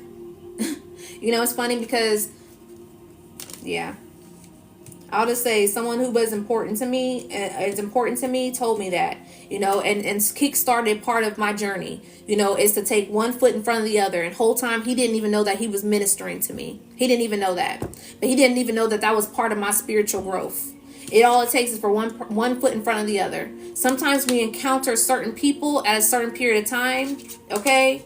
That person, that spiritual person that you meant to be around, or meant to give you that gift, or meant to tell you something, to where it sparks it. Sometimes when certain people, for instance, say for instance, when you hear certain things from, you've heard things all your life or whatever, Somebody tell you, oh, you're meant to go this way, you're meant to be big, I can see you, being big and a star and blah blah blah. So you hear it from one person over here, then you connect with somebody who actually is connected with you on a soul level, and you hear that from that person. It hits different. It's like, oh shit, I felt that in my heart. I actually feel like you meant that. But you heard it already before. You heard it already, but it's like you came across somebody who actually was energetically aligned with you. You came across somebody who was actually on a soul level with you, to where now you can feel it. It's like, oh, now you thinking. Because it's like over here, when you heard it from this person, yeah, okay. You know what I'm saying? She said I could be a star, blah, blah, blah, whatever the case may be, whatever she talk about, whatever. It's that good little talk over there. But then you hit somebody here that's meant to sow a seed into you, for you to actually listen to it, for when you're aligned for it, when you're ready to hear that, when your soul connects with that person, in a sense here. And it's like, oh shit, wait a minute. I might actually be something. I might be a little bit of something here. I might be meant to do something. Let me think about something here. Damn. Then it starts to triggering even more in your mind, to where you start to really thinking about it. It's like, they said this, they said that, whatever the case may be. That's because your soul is calling you. Your soul is calling you. They spoke to your soul. They didn't speak to the physical aspects of you, to, oh, you know what I'm saying, you materialistic type of shit. No, they spoke to, they penetrated inside. They penetrated inside that physical body. Okay? So some of you are getting a penetration, to where it's like, it's really pushing you to where you're feeling it. It's like, God damn, something got to give, something got to change, something got to shift here. What do I do right now? Take that step. Lean into it. It's scary. It is. But it's like, it's time for you to lean into that energy. It's calling. It's calling. Your soul's calling you. Embrace the unknown. It says here, float on the clouds of the unknown, surrender to the mystery, and embrace the sacred within. I'm going to read that again. Float on the clouds of the unknown, surrender to the mystery, and embrace the sacred within. What have I been saying? That sacred soul is calling you at this time. Embrace the unknown. It's scary. You may not see what's on this side. You may not see what's on that side. You may not see what's ahead of you, but you know what's behind you, though. You know what's behind you. You know behind you, you don't want to be in that situation anymore. So it's like, damn, all I can do is take a step ahead here. When you go into haunted houses, for those of you that like haunted houses, you know how you go into haunted houses and, you walk through, and it's like you can't turn around because they won't let you go backwards, so there may be little chicken exits and everything. When you walk, more, you got to go a little bit closer, towards the ending. You can't turn around because you have a whole line behind you. So it's like you got to keep going, to where, okay, you walk a little bit more steps, or you got to go through more scarier stuff, and then you can take the chicken exit and not finish, what's going on beyond there. Or you can keep on going, to where you, it's scary. And then once you get out of there, it's like, oh shit, all that shit was fake anyways. I ain't scared anymore. We can go in it again. That's what it is. You're embracing the unknown. You don't know when you go into that scary place. You don't know what's going to happen. You don't know what type of little, ghouls and goblins is going to pop out, but you do it anyways. Exactly. Then you liked it in the end. Then you talking about, shoot, I'm going again next year. Okay. Because you took that leap of faith. It's unknown, it's fake. So it's like some of you are struggling with certain things in your mind, to where it's an illusion. It's fake. It's an illusion. You think that you're not going to be able to win. You think you have a fear of failure, or whatever case may be. But it's like you don't even know what's going to be on the other side of that, because you're too afraid, because you're creating your own illusions. That's a great way to explain it. Thank you. I thought so too myself. I was like, damn, I just came up with that. That's what's up. I love my little analogies, or whatever they are, metaphors, whatever they are. I can't remember. But yeah, just go with it. I can't make it up. Just go with it. Okay. It says here, embrace spontaneity and trust the journey, remaining open to unexpected twists and turns along the way. If I'm lying, I'm flying. Okay. Honest echoes. And it says unwavering faith. All these are saying literally embrace it and trust the process. Every single last one of them. Every single last one of these cards. Out of this whole deck, all four of these cards are talking about embracing that journey, embracing the unknown, taking that next step, trusting the process. out of this whole deck here. All 4 of them. This is literally saying just go with it. Embrace spontaneously and trust the journey, remaining open to unexpected twists and turns along the way. Okay? You can't control the twists and the turns. You can't control it. It's just not in your control. The cloud of unknown. Okay? Embracing the unknown. It says here, you venture into the mystery with an open heart, welcoming the lessons hidden in the uncertainty. This is 2 cards already that says uncertainty, embracing the uncertainty, just going with it. Okay. Then it says one last move here also as well. Almost there. All right. It says persistent with faith. These are already faith cards. These are 2 faith cards here. All right. Some of you are seeing 444. Okay. So it says persistent with faith, for you are on the brink of a breakthrough. Your efforts are about to bear fruit. Okay. Unwavering faith. That was 3 cards of faith. Okay. And on the bottom of the deck, faith. 4 cards. 444. Heavy on 444 here. Stand firm in your beliefs. Your steadfast spirit guides are guiding you into uncertainty. Every single card here has said something about uncertainty. So I know you may be feeling uncertain. You know, there's certain things that you just don't know. You don't know. You don't have all the answers. When you're stepping into faith, you don't have all the answers with faith, because that's the whole point of activating the faith. Is the not of trusting the process, of trusting your spirit team, of trusting that you're not going to fall, and trusting that the fact that even if you do fall, you will get back up. Because how many times have you failed and you got back up? How many times have you went through certain situations and you came out of those situations with a victory? Because sometimes some of those things are meant for us to learn a lesson. Honest echoes. Listen to the whispers of your heart, for you know the whole truth. Okay? Listen to the whispers of your heart, not always your mind. Your mind can play tricks on you. So listen to what your heart is calling you to do. Your heart is closer to your soul. Your heart is closer to your spirit than your mind is. In a sense, okay? They go hand in hand, all right? Because sometimes you can be distorted through your mind in a sense here, to where your mind, won't understand what your heart's saying. That it's a direct connection. You got to connect that. You got to be open to receive, because when your heart is not open, your mind still isn't open either.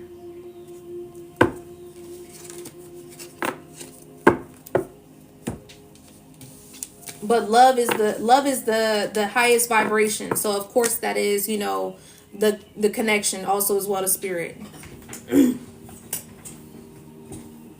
Because the crown is a direct connection also as well. But sometimes when your crown is unbalanced and your thought patterns is wrong, you're not going to understand, because you're going to be thrown off. Some of you are connected with Archangel Michael, so I got a message from Archangel Michael at this time.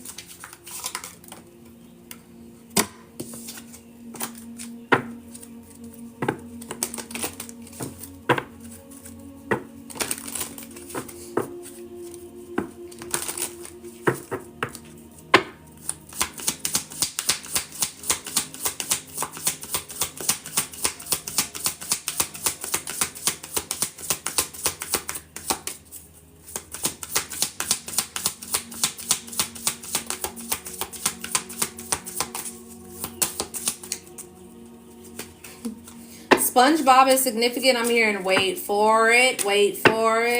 I'm ready. So something's about to take off quickly. It's like, but it takes for your step.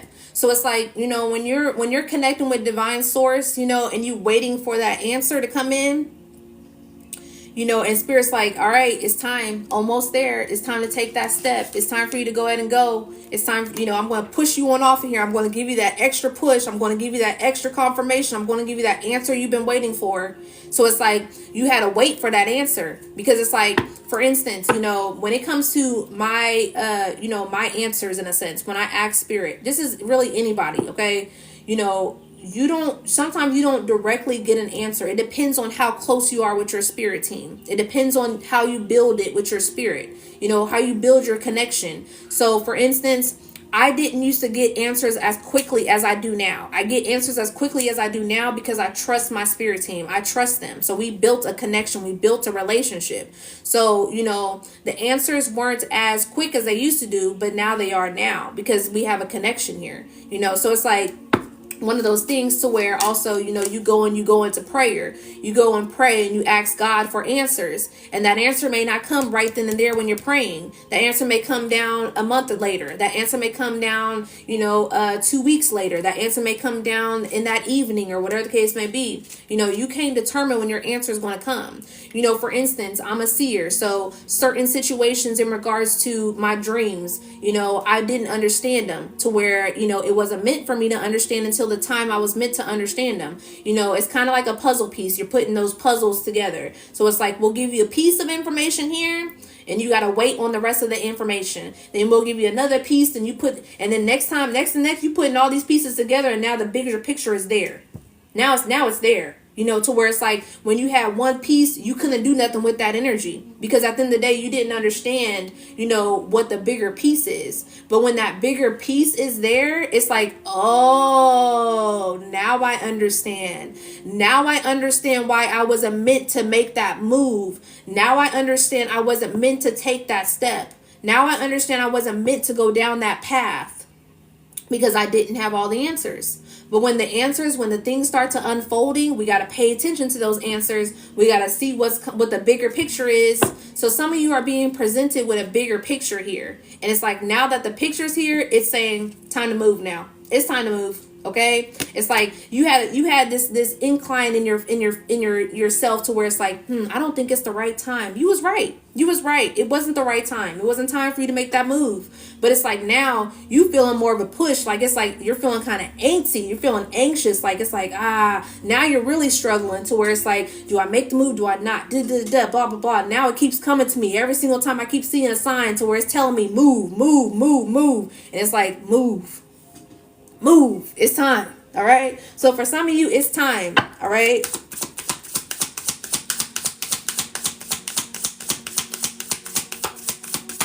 What's the message, Archangel Michael?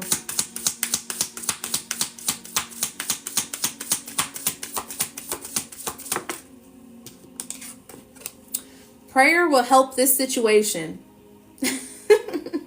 I was just talking about prayer. So pray, okay? Pray for these answers and these answers will come. Don't expect them to come right away, but the answers is going to come to you. Just make sure that you're ready for the answer, okay? It says here, Dear God and Archangel Michael, and anyone else who may have seemed to pray as of, as your higher source, I ask for you to divinely intervention, okay, in a particular situation. So I ask for you to divinely align me with where I'm supposed to be going at this time. Where are you trying to, steer me to? What direction are you showing me at this time? Pray, ask your spirit team about that. Where am I being called to go? And your spirit will show you exactly where you're being called to go. Okay.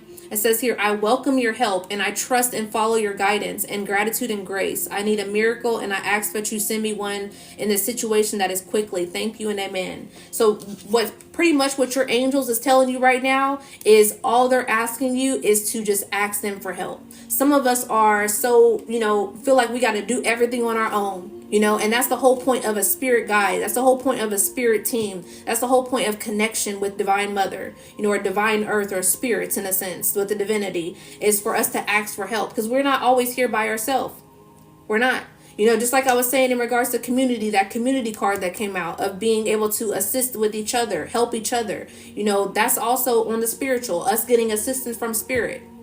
Those downloads that you get to help me to start that business, those downloads that you get in regards to the answers that you need when you pray out to the universe to ask for certain things that I need guidance on. They're here to help. It's just that you got to be open to receive it. When you're not open to receive it, then you're not able to receive the guidance that you're asking for. And you continue to be in this whirlwind, this little spin cycle of what do I do? You on the washing cycle on spin. You got a broken washing cycle. When you put your dirty clothes, your dirty laundry into the laundry, you take them dirty clothes, put it into the laundry, and it goes in a wash cycle, it goes in a rinse cycle, and then it goes into a spin cycle. And then once it's done spinning, Ding, it's done. Now time to put it in the dryer. Okay, smells so good, smells so clean. The whole reason why they have to spin is to get that nasty water up out of them clothes. Because if you didn't have the spin cycle and you kept them clothes in that water, then that water would go in with the dryer, and it's gonna take longer for the dryer to dry them clothes. And also as well, you may even have a little mildew smell in that. So that's the whole reason why it has to spin.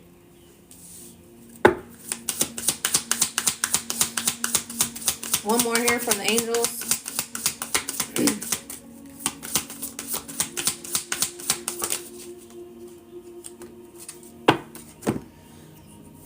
Go forward fearlessly.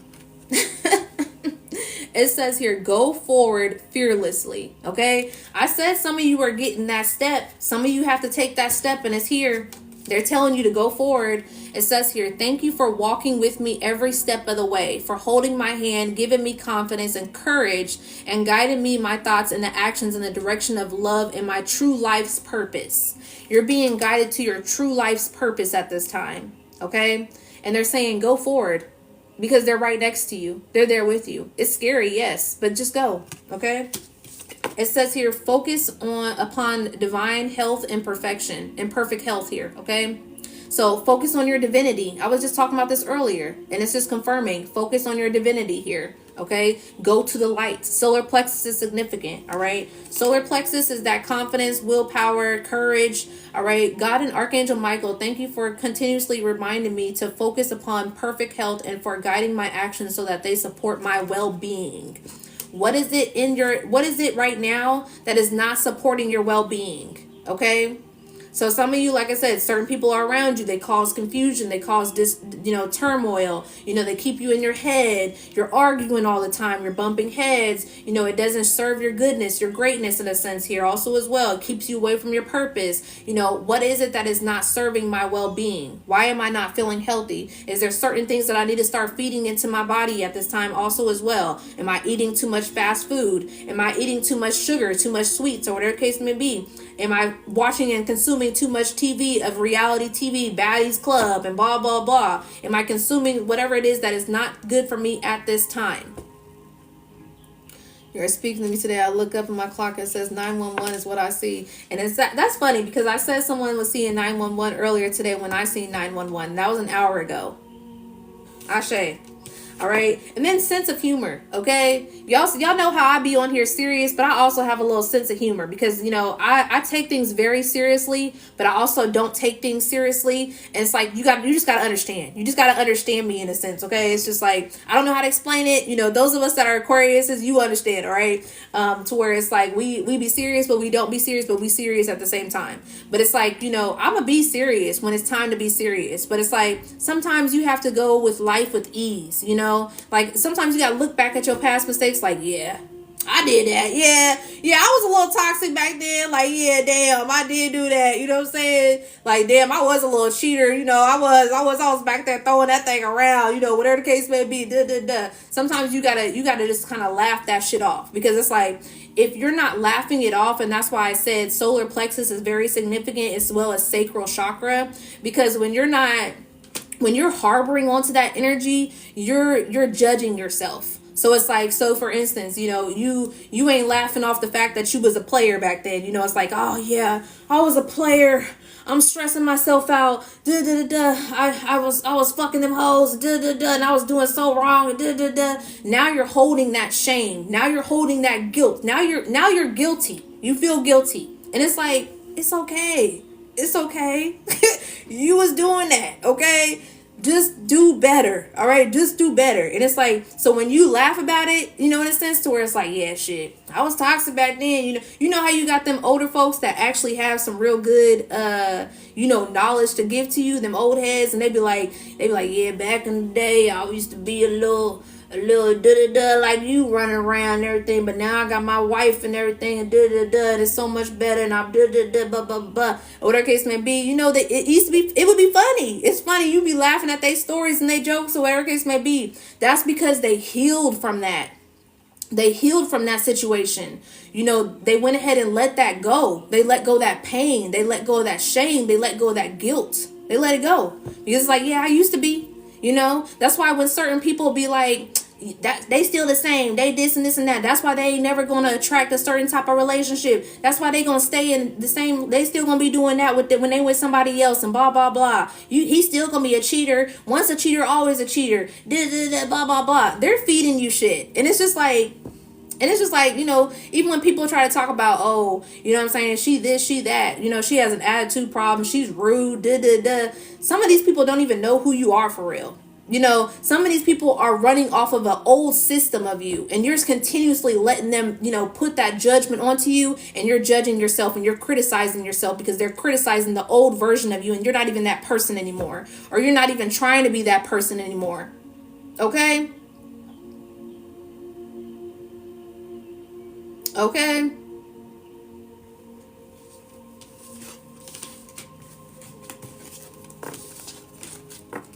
That's why I just laugh. You know, people running rumors, you don't even know who I am, okay? Like, that's why it's just, you gotta laugh at that shit, because it's like, damn, you really running off the fact of that old version of me, and you still harboring onto that pain and everything instead of letting that shit go. I understand it hurt you or whatever the case may be, but it's time to let it go now. That may have been 2-3 years ago, okay? That's you're harboring energy that don't even need to be there anymore. You know, you're harboring energy that's keeping you blocked from moving on to another situation. That's that all men ain't shit. That's that all women is hoes and bitches, or whatever the case may be. You're running off of old situations and not a situation to believing that I actually have true love. I can have true love if I really wanted it, if I poured in love into myself.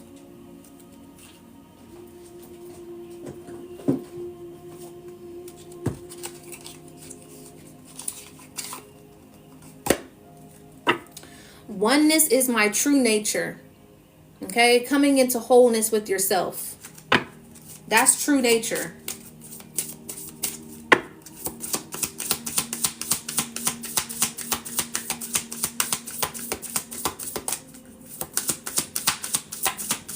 Exactly. They do.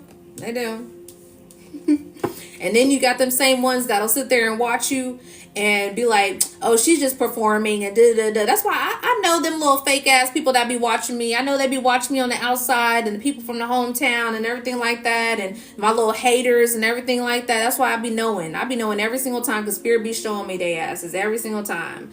Then all of a sudden you got deleted. You want to try to re-request me as a friend, and then if I blocked you, you want to try to look at me on another page and da. You're obsessed. You're obsessed. Just go ahead and admit it. You're obsessed with me. You have a mental illness. Yeah, exactly. Okay. So anyways, my happiness is a direct reflection of my level of faith in the universe. Okay, I'm done. I'm done. How many cards is this? Okay, that says faith. All right, type in faith in the chat. If you've been receiving this message, type in faith in the chat. All right, because this has been too many cards that's been talking about faith here. Okay. My happiness is a direct reflection of my level of faith in the universe. Type in faith in the chat. Through prayer and meditation, I create a ripple effect of peace in the world. There goes that prayer again. So hand in hand, faith and prayer at this time, okay?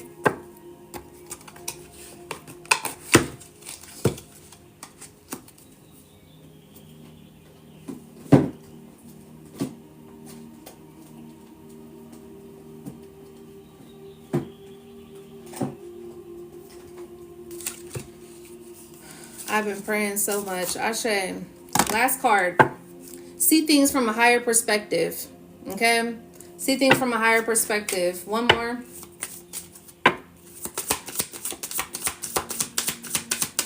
Okay, the same message. Prayer and faith is the answer. And the steps. Taking a step. Embracing the unknown. Okay, living with purpose brings me prosperity. So this message has been about faith. This message has been about prayer. This message has been about trusting the process. This message has been about purpose. This message has been about seeing the light. Okay? And love. I am filled by love. Okay? Ashe. Facing my shadow removes darkness from the world. I've been talking about stepping into the light.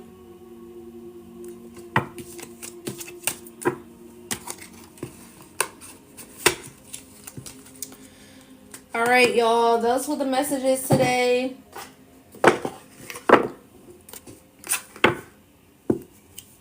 Some of you need to cleanse your home, okay?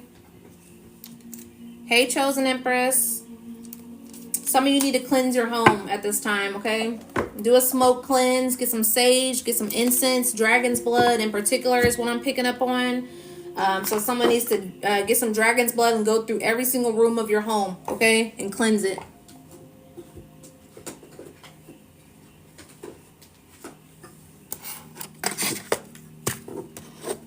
Thank you, Kayla.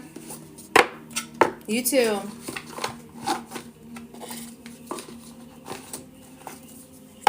And some of you need to get outside and go get some fresh air, okay? Go take a walk. Go get some fresh air here outside. Go take a walk. Clear your mind, all right? Don't worry too much about anything.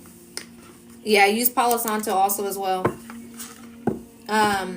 You know, go clear your mind. Go get your, you know, go outside. Go get some fresh air. You know, bring some of that fresh air in, okay? Thank you for the gifts. Thank you for the 51K likes. I appreciate it.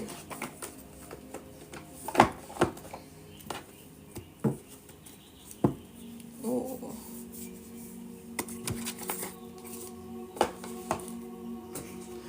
If you want to get a personal while I'm on live here, it is $22.22. Let me know so we can go ahead and do your personal right now.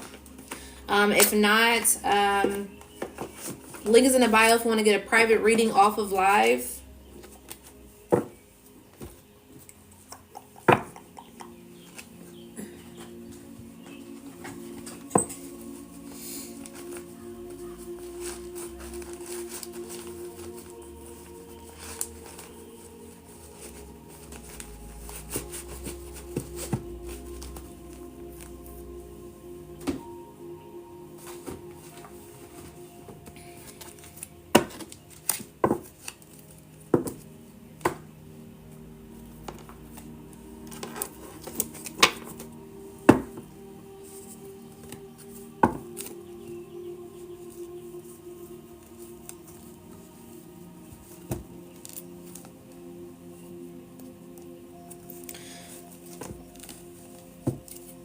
Follow my Instagram also, y'all, if you can. It's the same, Galactic Poetry 88. I'm trying to go live on there, and I need more followers to go live over there on Instagram. So follow my Instagram also as well. But yeah, I'm gonna get up off of here. Peace and love, y'all. Bye.